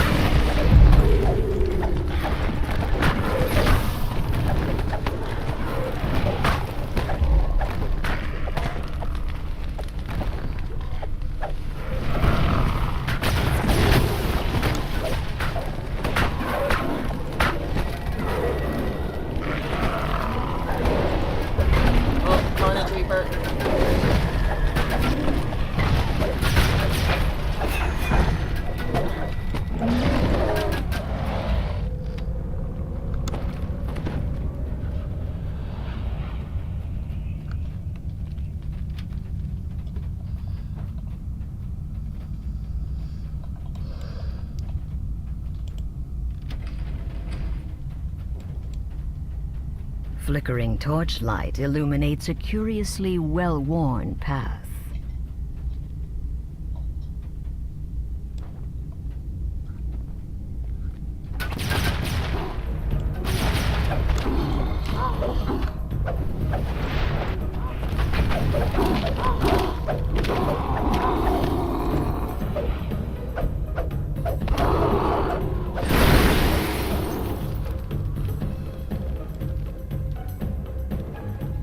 The passageway is eerily quiet.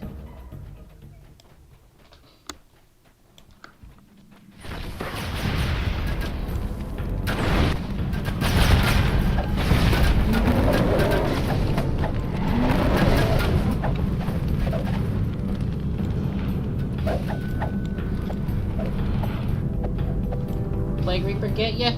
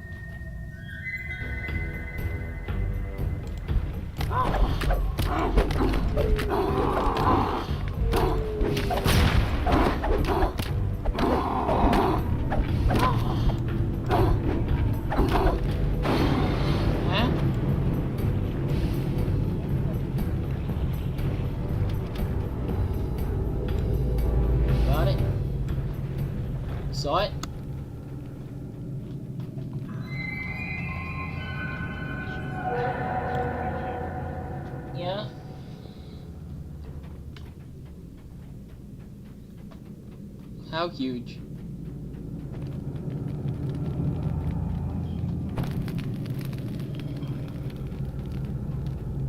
Jesus.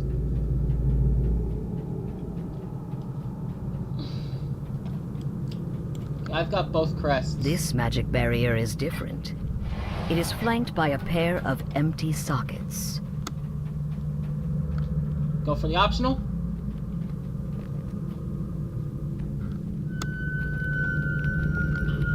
It's not.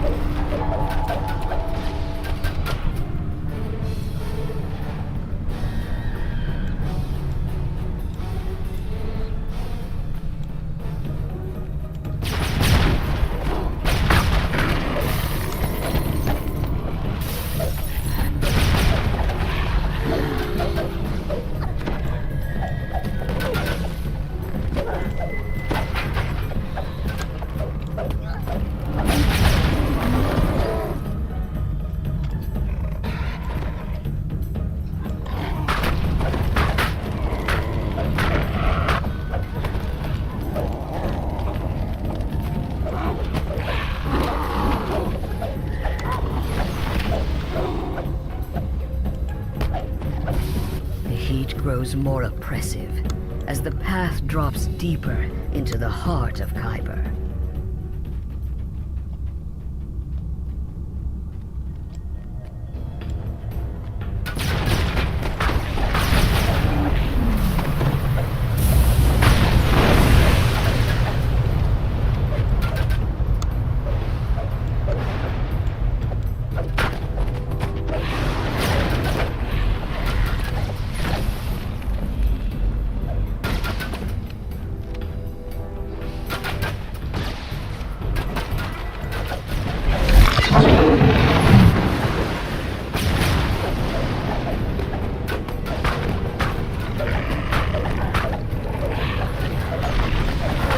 Flamefang is vanished in a burst of heat and fire, snarling in anger.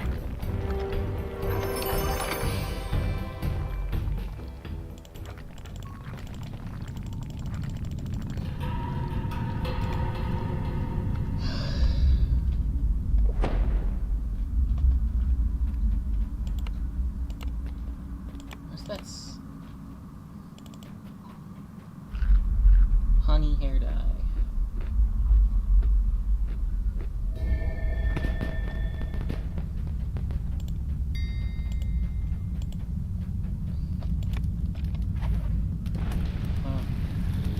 Long Craze Bean is back.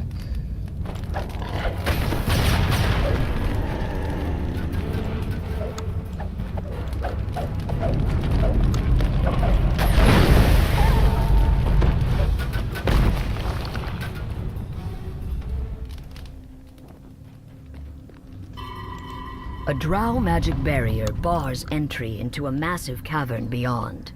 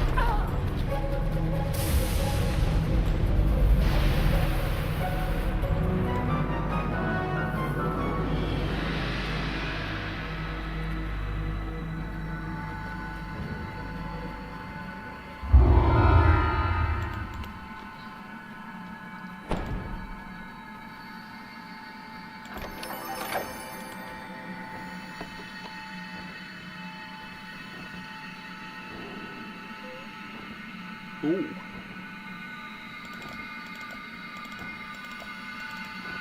That's nice for the Powmaster Warforged build.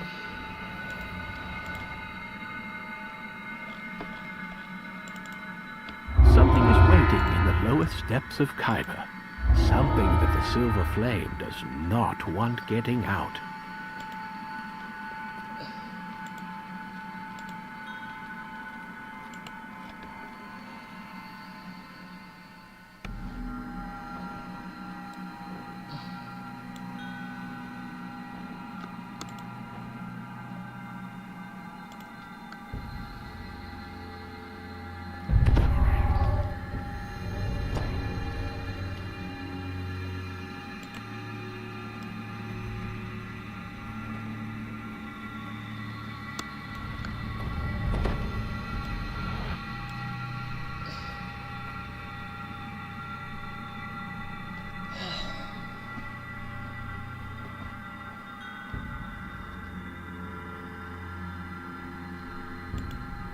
Ahead, a Rakshasa and a company of drow are arguing over a pile of dragon shards.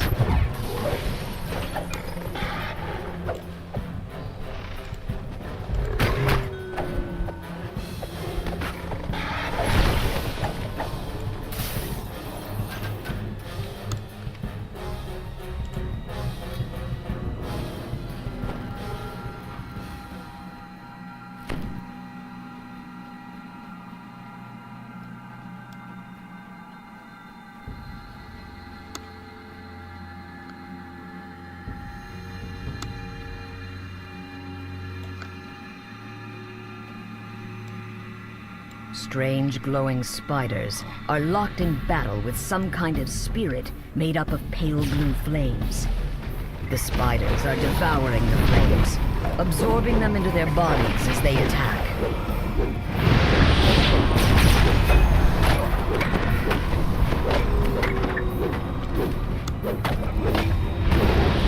You have saved the flame creature from its attackers. It flickers in a strangely inviting way, as if it wants you to speak to it. I got 2 negative levels. The Spinner of Shadow struggles against her weakening bonds, while below her, glowing... The spiders consume the last of the flames, and you find yourself unable to move. The Spinner of Shadows has broken free. At last I am free from that disgusting flame. You have finally done my biddings, vassals. I see that you have brought me the dragon shards that she needs. Though I also see that you have allowed some pests to follow you inside.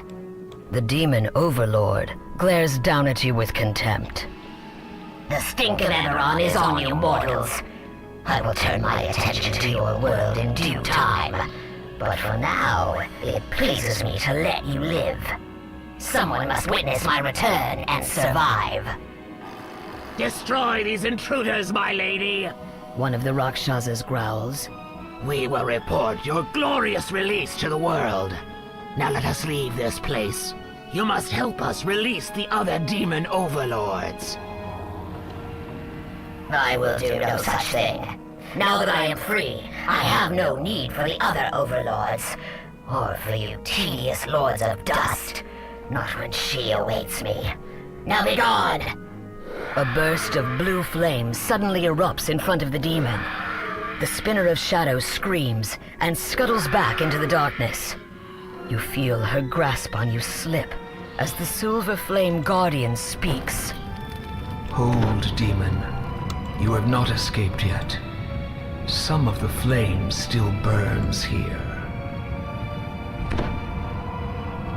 The Silver Flame Guardian speaks. We have driven her back, but it will not last.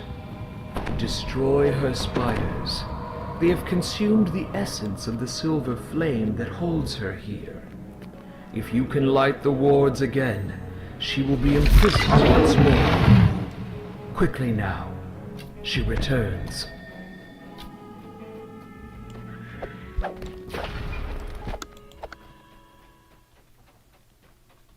I see your game now, Flame Spirit. You are too weak to battle me yourself, so you use these mortals as pawns. You must have learned something of my ways from our time together. No matter. Let us begin. The voice of the silver flame whispers in your mind. Many spiders have burrowed underground, yet they can feel the spinner's pain. Hurt her and drive them up.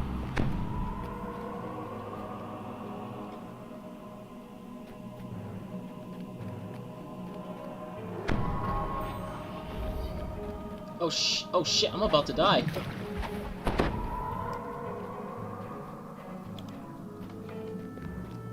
Okay, I've got 3. Needs a second one charge.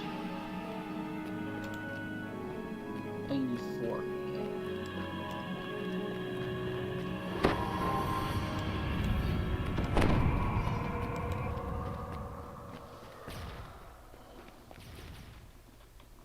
Okay. This is pointless, mortals. A chorus of chittering echoes the spinner's cries of pain. Spiders crawl out of their hiding places in response to the demon's call.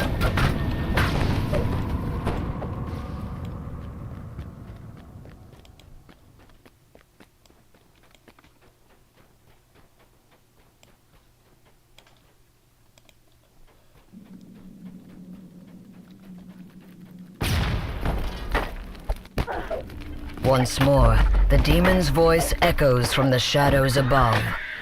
Demons of Kyber, hear my call. Protect my children. Ooh, that's a Fear Reaper.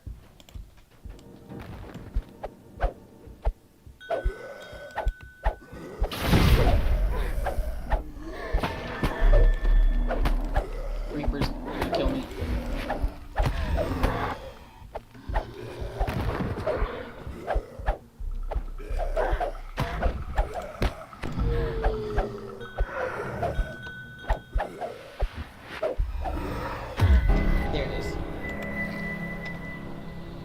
Note to self, do not fight Fear Reapers by yourself.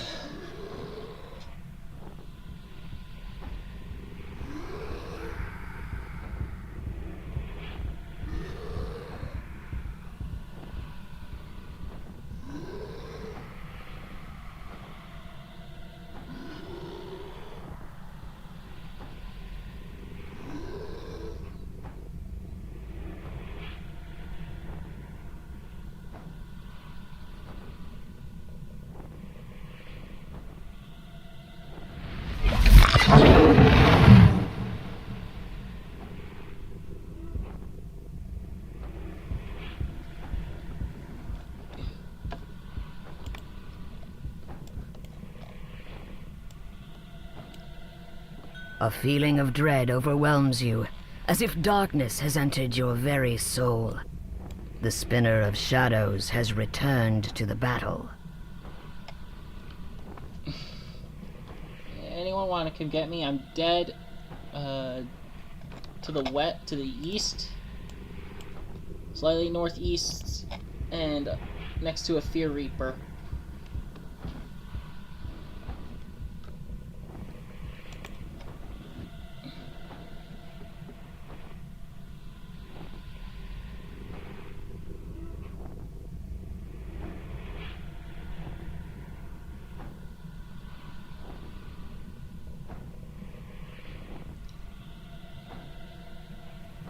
Come for me, my sister! Cries the spinner of shadows. I am free, and I call to you. Come for me!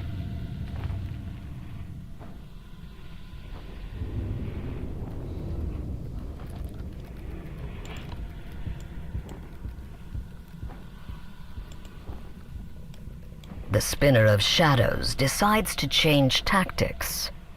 Arise, my spiders! Destroy the Guardian! Without it, the mortals are lost!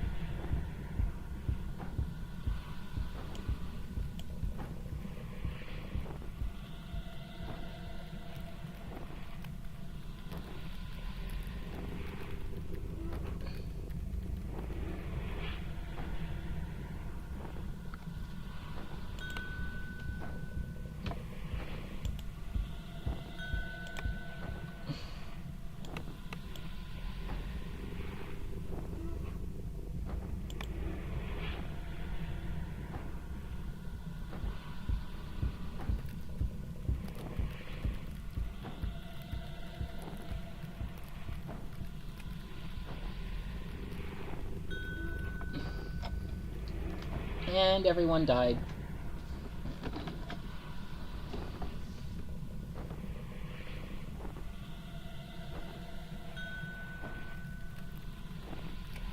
The silver flame, the swarm of spiders subsides, and the Guardian is once again safe. Time for you to finish relighting the wards. The demon chuckles in the shadows. An amusing game, mortals, but you are out of time. I grow stronger, and your allies dwindle. We end it now. Okay, guess we'll be doing that one.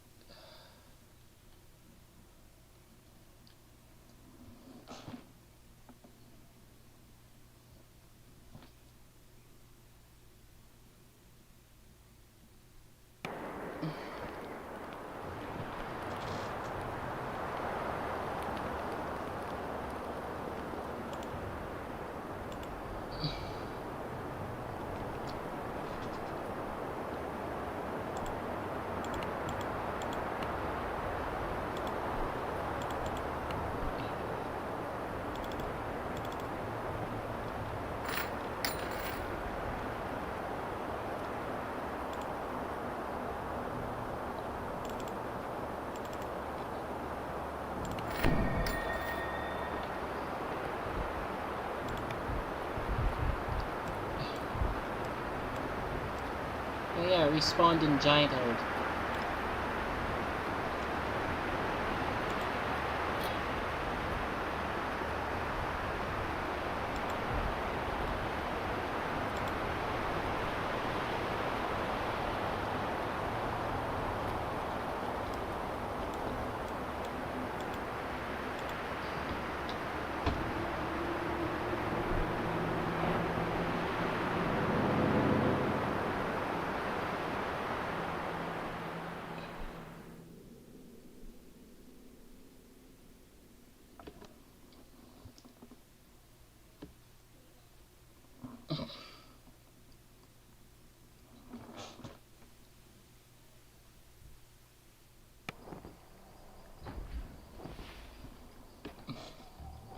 Oh, Jesus.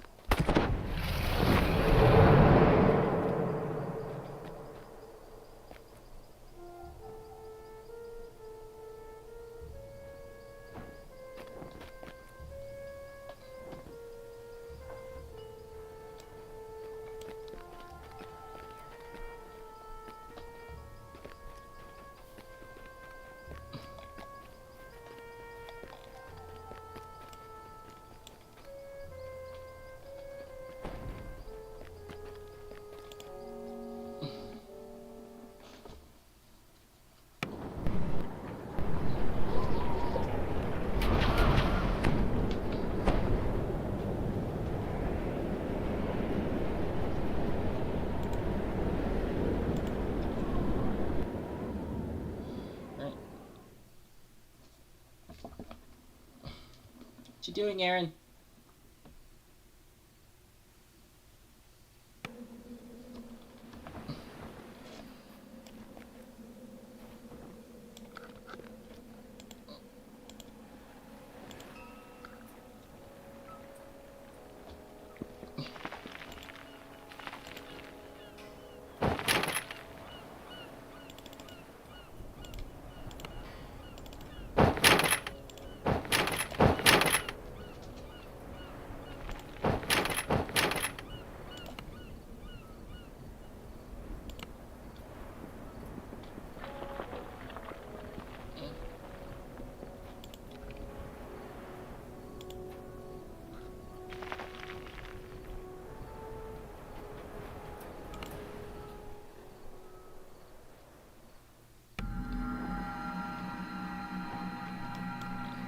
The spiders consume the last of the flames, and you find yourself unable to move. The spinner of shadows has broken free. At last I am free from that disgusting flame. You have finally done my biddings, vassals. I see that you have brought me the dragon shards that she needs. Though I also see that you have allowed some pests to follow you inside. The demon overlord glares down at you with contempt. The stink of Eberron is on you, mortals. I will turn my attention to your world in due time. But for now, it pleases me to let you live. Someone must witness my return and survive. Destroy these intruders, my lady! One of the Rakshasas growls. We will report your glorious release to the world. Now let us leave this place. You must help us release the other demon overlords. I will do no such thing. Now that I am free, I have no need for the other overlords. Or for you tedious lords of dust. Not when she awaits me. Now be gone! A burst of blue flame suddenly erupts in front of the demon. The spinner of shadows screams and scuttles back into the darkness. You feel her grasp on you slip as the Silver Flame Guardian speaks. Hold, demon. You have not escaped yet. Some of the flame still burns here. The Silver Flame Guardian speaks. We have driven her back, but it will not last. Destroy her spiders. They have consumed the essence of the silver flame that holds her here. If you can light the wards again, she will be imprisoned once more. Quickly now. She returns.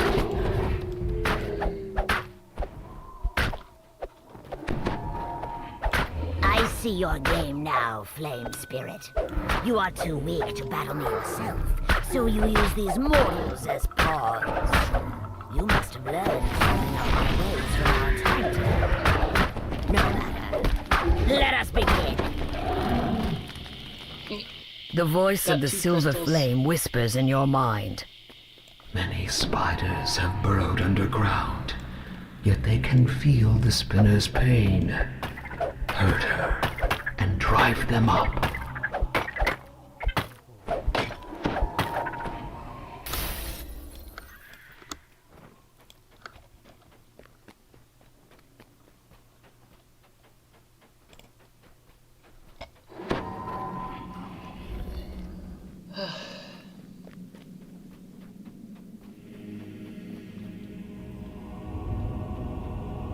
This is pointless. A chorus of chittering echoes the spinner's cries of pain. Spiders crawl out of their hiding places in response to the demon's call.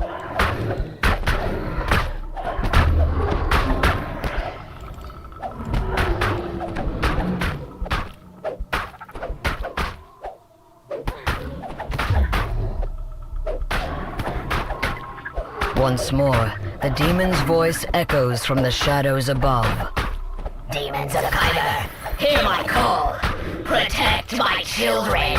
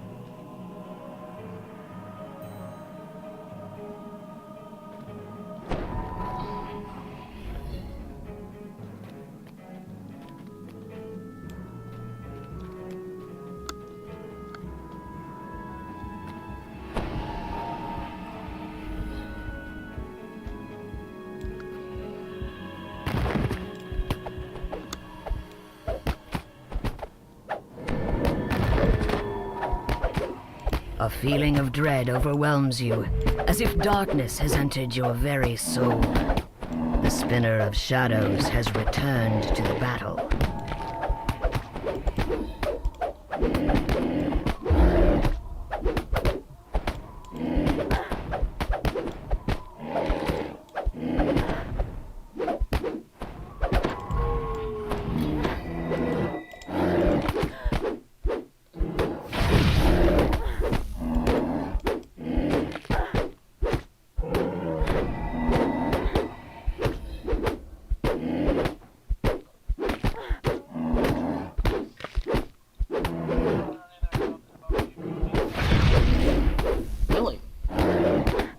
for me.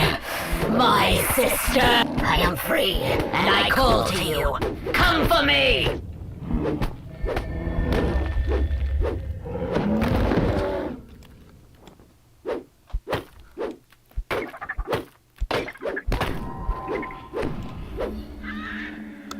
The Spinner of Shadows decides to change tactics. Arise, my spiders! Destroy the Guardian! Without it, the mortals are lost!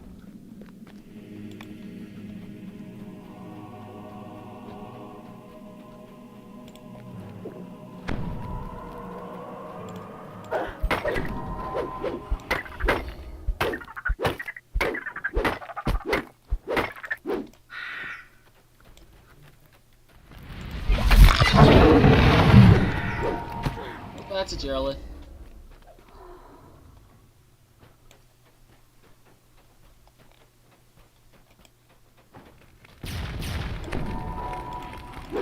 That one's relit.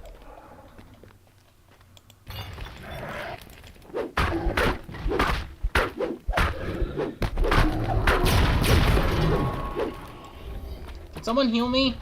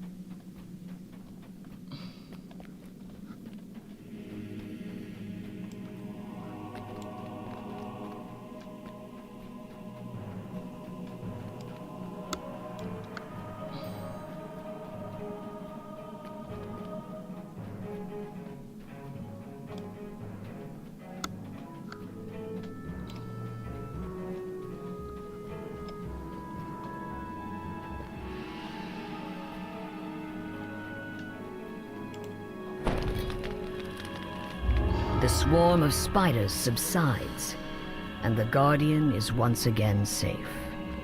Time for you to finish relighting the wards. The demon chuckles in the shadows. An amusing game, mortals, but you are out of time. I grow stronger, and your allies dwindle. We end it now.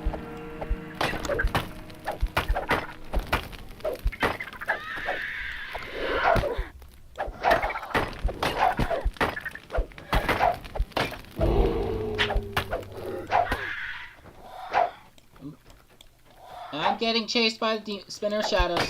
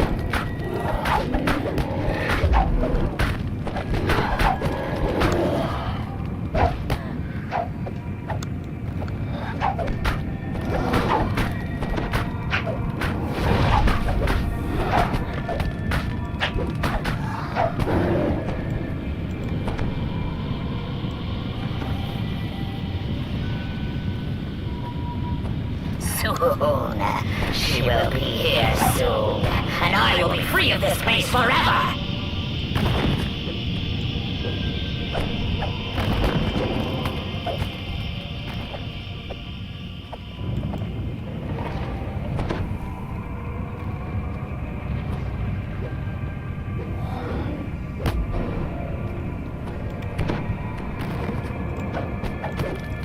The last ward ignites, and brilliant light fills the cavern. The Spinner of Shadows shouts, but it is a shout of triumph, not defeat. Once again, you are held in an irresistible web of force.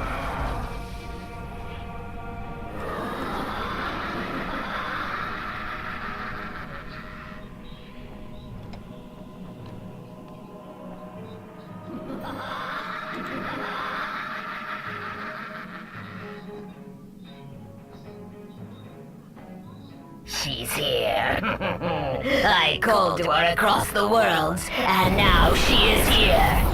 Your prisons and your wards mean nothing to her. Tremble, mortals. Tremble before Loth.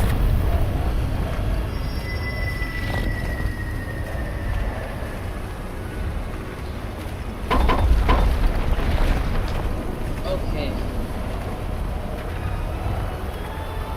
A voice of vast power booms from inside the breach. There you are, sister. Did you collect the dragon shards as I commanded? I have, replies the Spinner of Shadows. The Drow brought them to me, just as you said they would. What shall I do with these irritating mortals? Leave them. Loth commands. The demon web will soon swallow this place, and them along with it. Now, bring me the dragon shards. There is much to do. Oh. Loth's voice fades away. You suddenly find yourself outside the prison, standing before the Silver Flame Guardian.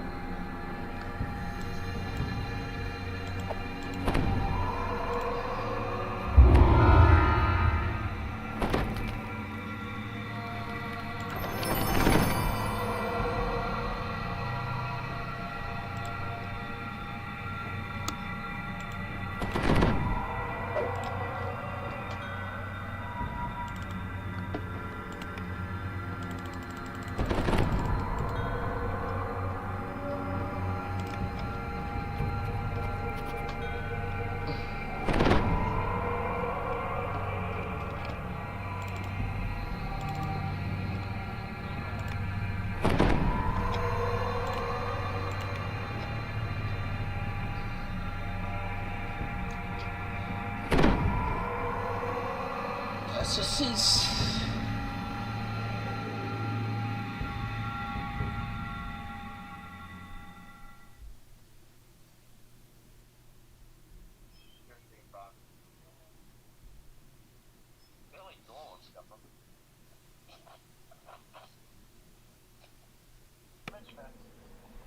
Huh. We get to see that cutscene again.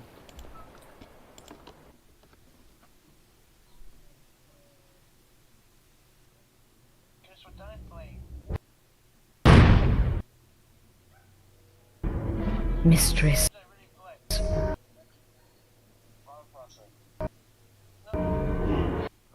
The passage to Hyper remains open to your advantage.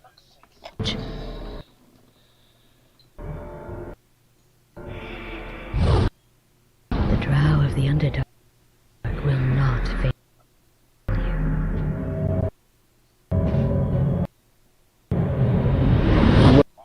Woe to the intruders who dare enter the demon web. They will be slaughtered as a sacrifice to your greatness.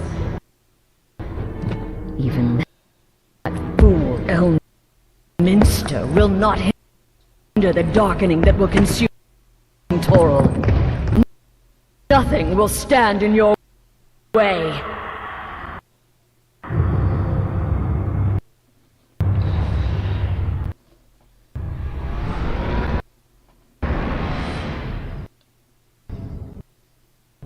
And then you get a cheap jump scare.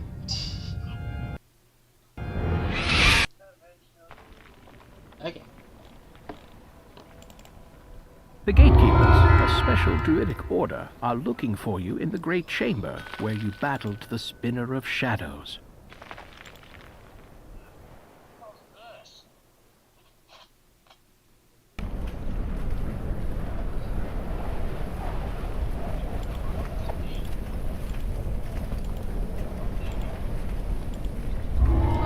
Beyond the rift.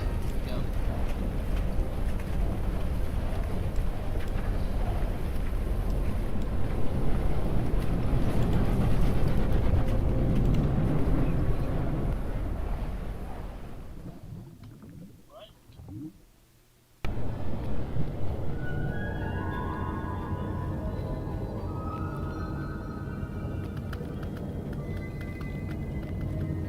A voice in the distance calls to you. Take heed, friend!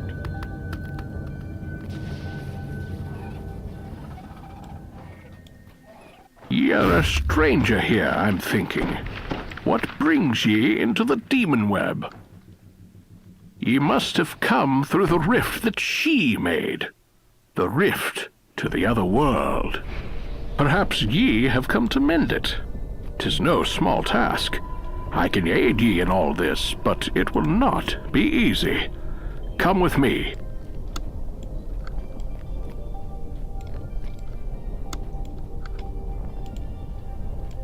We are in the realm of the vile goddess Loth.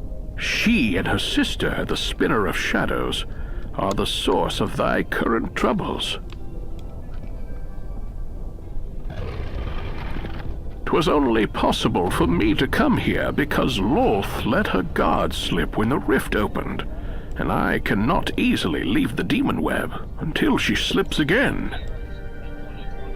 This rift, her sister, the magic shards she's plundered from your world, they are all part of some vast and tangled scheme of Loth's. Closer to my home, Loth now wages war on the kingdom of Cormier in a little village named Evening Star. This rift and that war are bound together in her plan, and so are you, I suspect. Hark! I sense that she has dropped her guard again, occupied with her sister most like. I must leave while I can. Find thy way to Evening Star. I will meet ye there. 'Tis a dangerous journey, but you seem to be accustomed to dangerous journeys. Elminster departs.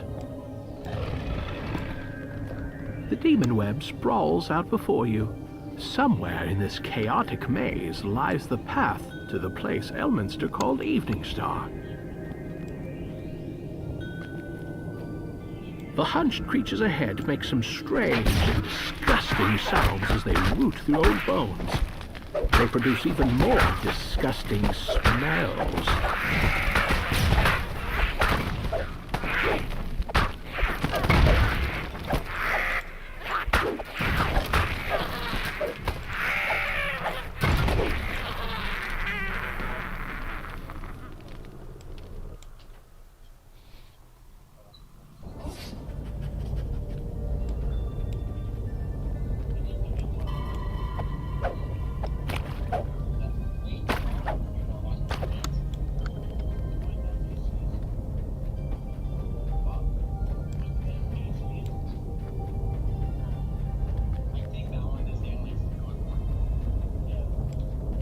The Spinner of Shadow looms in the distance. What will she do now that she is free from her prison in Khyber?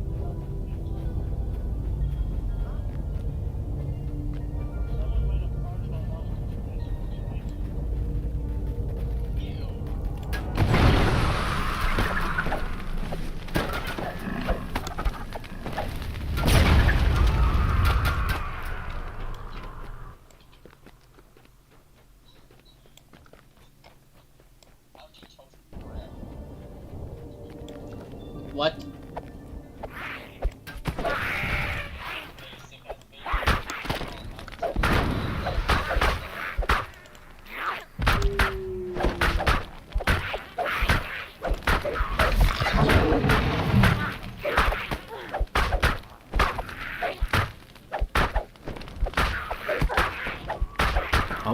strong survive in the demon web, and these treacherous were not strong.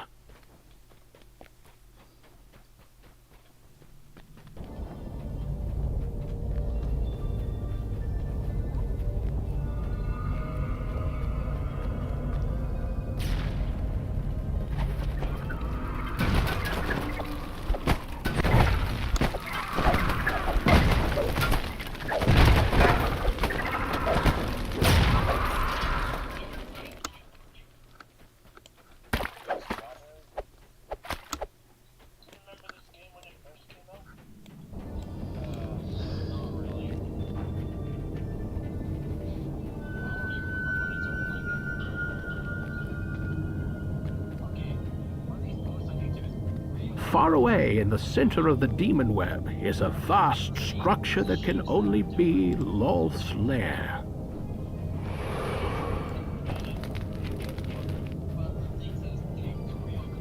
In the distance, the Spinner of Shadows scuttles along the demon web, intent on some errand of her own.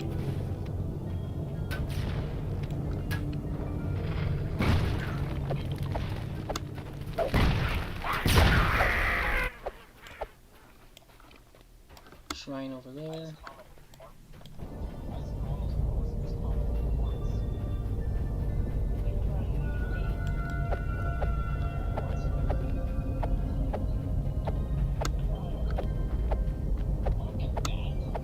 A spider hatchery lies empty.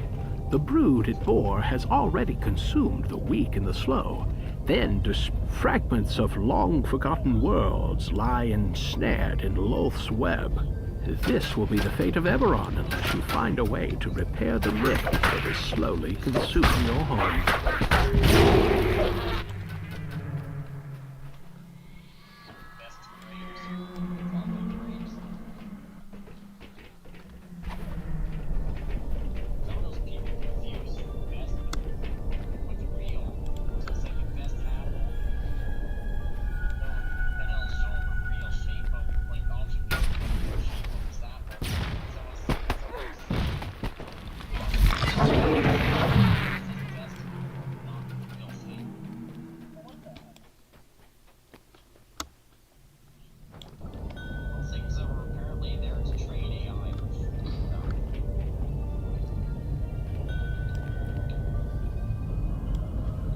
On a distant shard of the demon web, Lolth greets the Spinner of Shadows. It is time, my sister. The dragon shards are in place, so let us begin the ritual. I promise you power beyond imagining. Now join me, sister.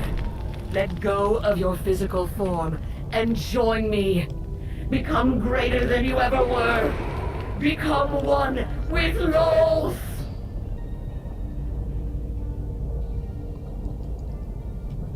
Lolth vanishes with a piercing burst of magical energy, and for an instant you stand transfixed by the strange scene.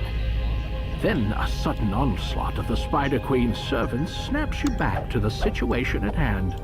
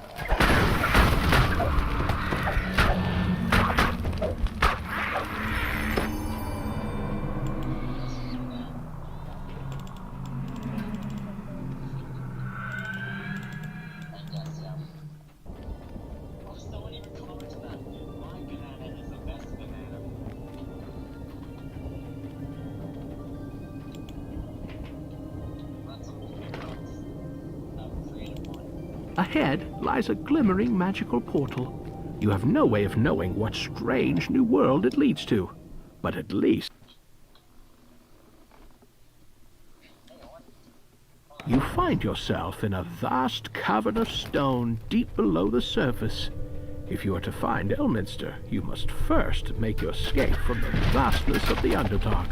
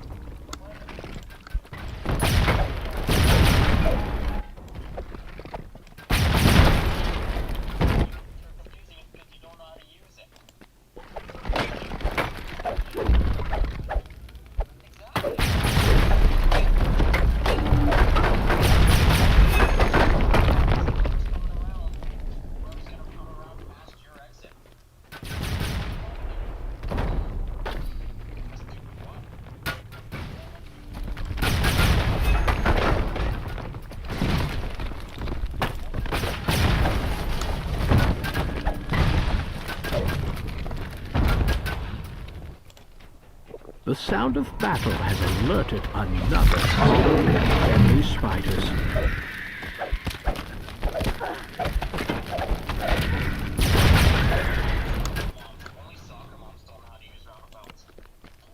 Oh dear Jesus.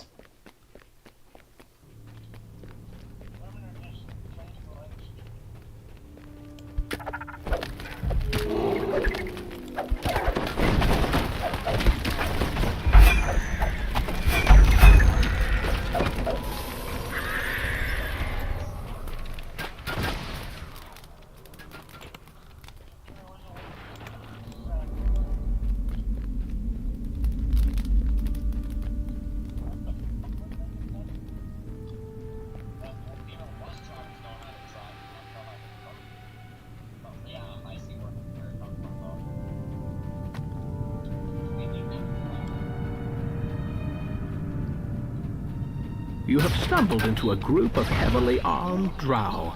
They don't look anything like the drow you've encountered back on Eberron. And they also don't look pleased to see you.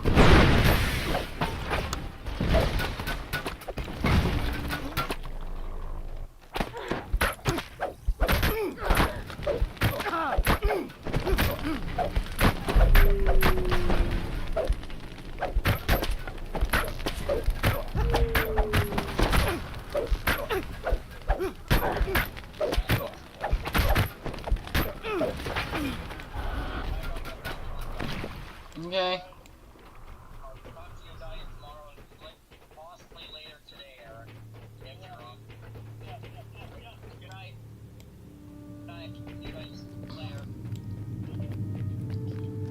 Mending my stream after Three this drow quest. scouts are talking on the ledge above. Perhaps they can lead you up to the surface. Nope, not 4 hours, less than actually. My average.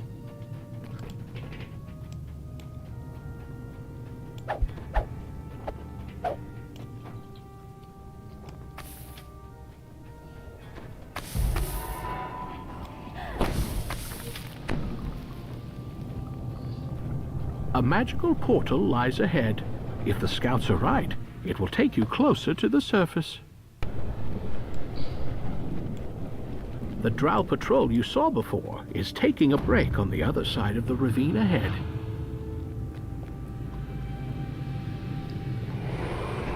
Oh, I didn't make the jump. Lag caused me to miss the jump. Above, a strange creature spots you. Surface dwellers down here? It snaps. The slavers are growing careless.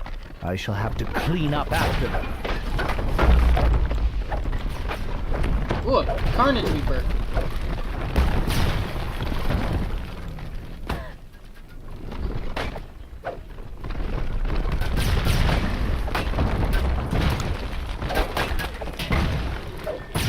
Oh, I killed the Reaper.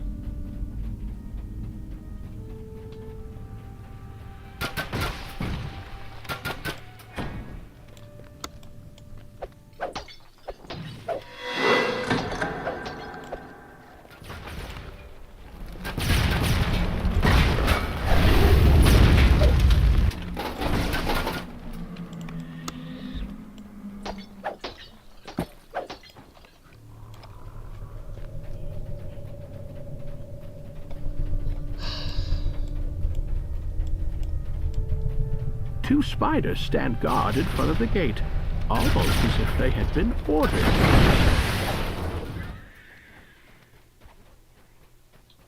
Once again, you see the now familiar sight of the Drow's surface patrol.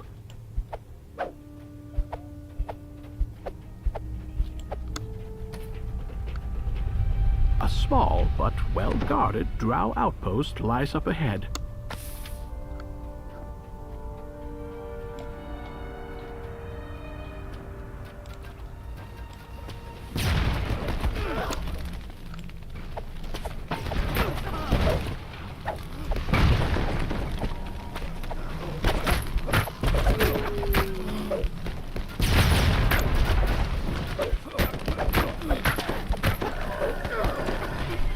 These Drow fought with military precision unheard of on Zindrik.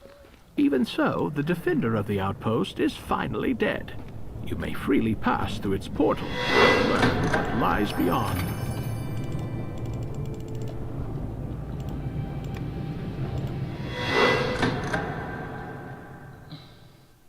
The leader of the Drow turns to confront you. More fodder for the slave pits. Seize them!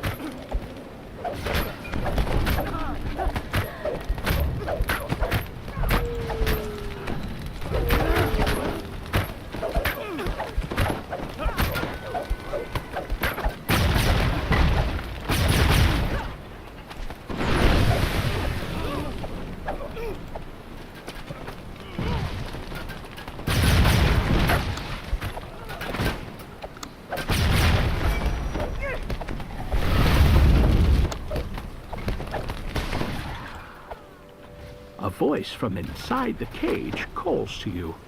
Over here! Let us... The villagers in the cage anxiously point to a large lever near the door. Thank the gods, I'd almost given up hope. But where did you come from?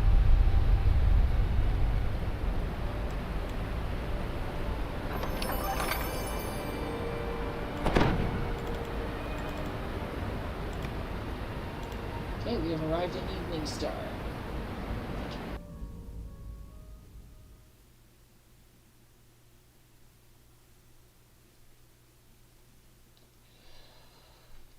The people here know the name of Elminster, the wizard who braved the demon web.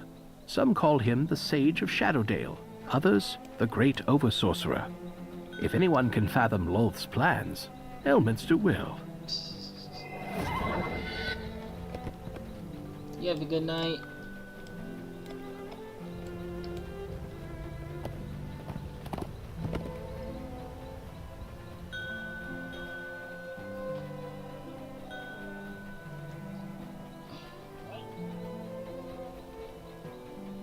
I was talking to the people in my party.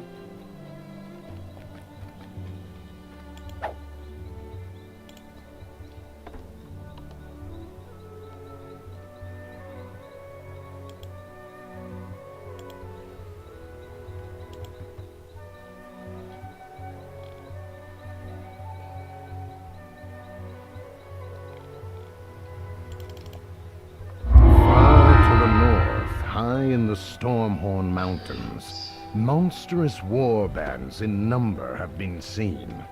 The Harpers have reason to believe something much bigger and more sinister is afoot there.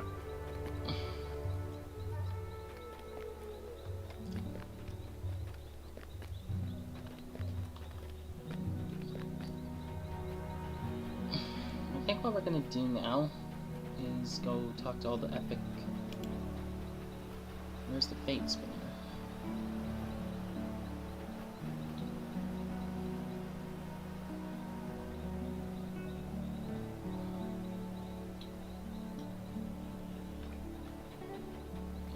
Where's she with the trailers?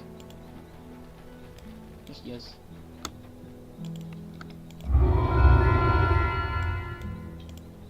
Wait.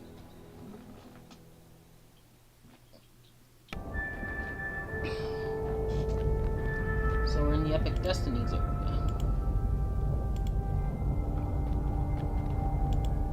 Now we talk to everyone in every one of these alcoves.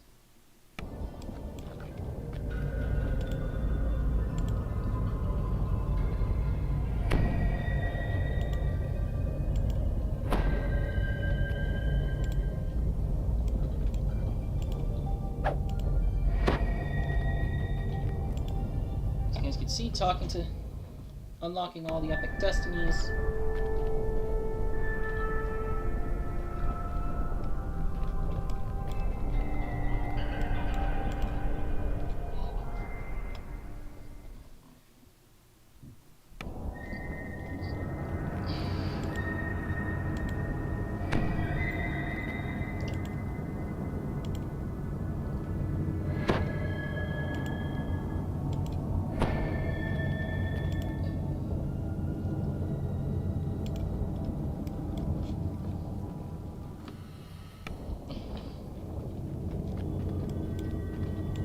We'll be starting our epic journey next stream.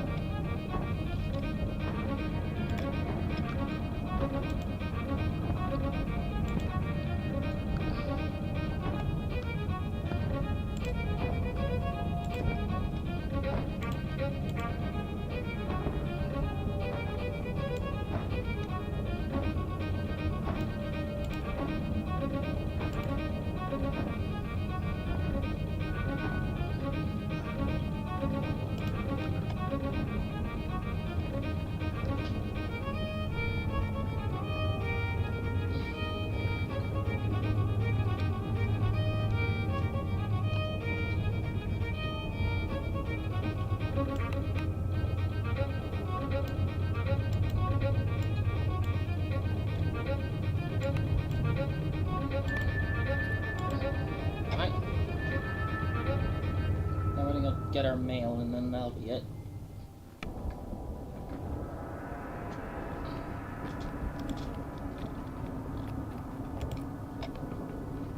So we go back to Stormreach this way.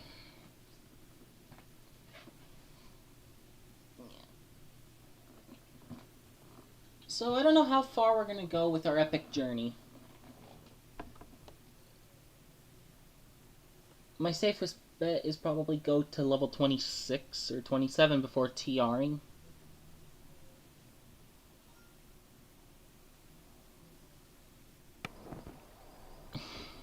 But yeah, this is the same character.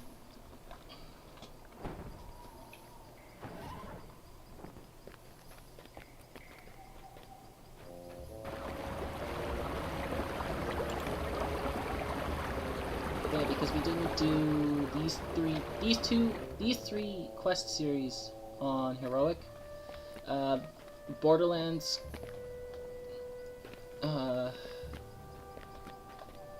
Catacombs, and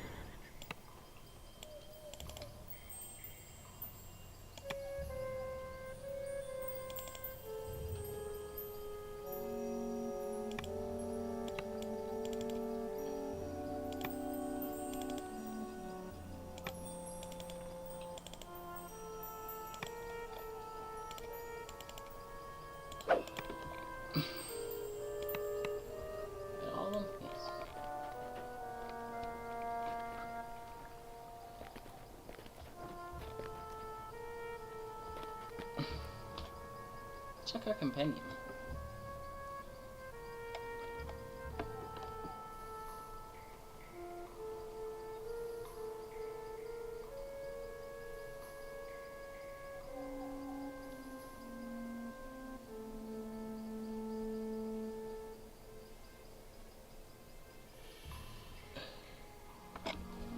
Oh, wait.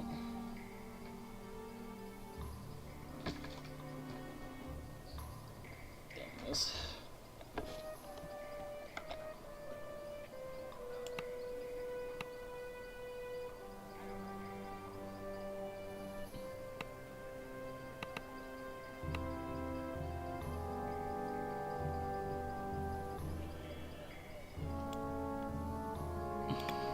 Okay. So,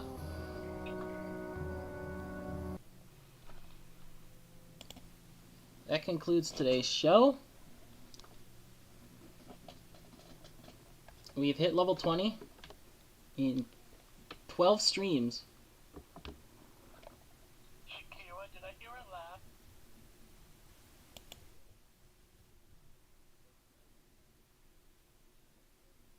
Thank you all for watching. Leave a like and subscribe if you enjoyed. Till next time, viewers, this has been Bus19 signing off.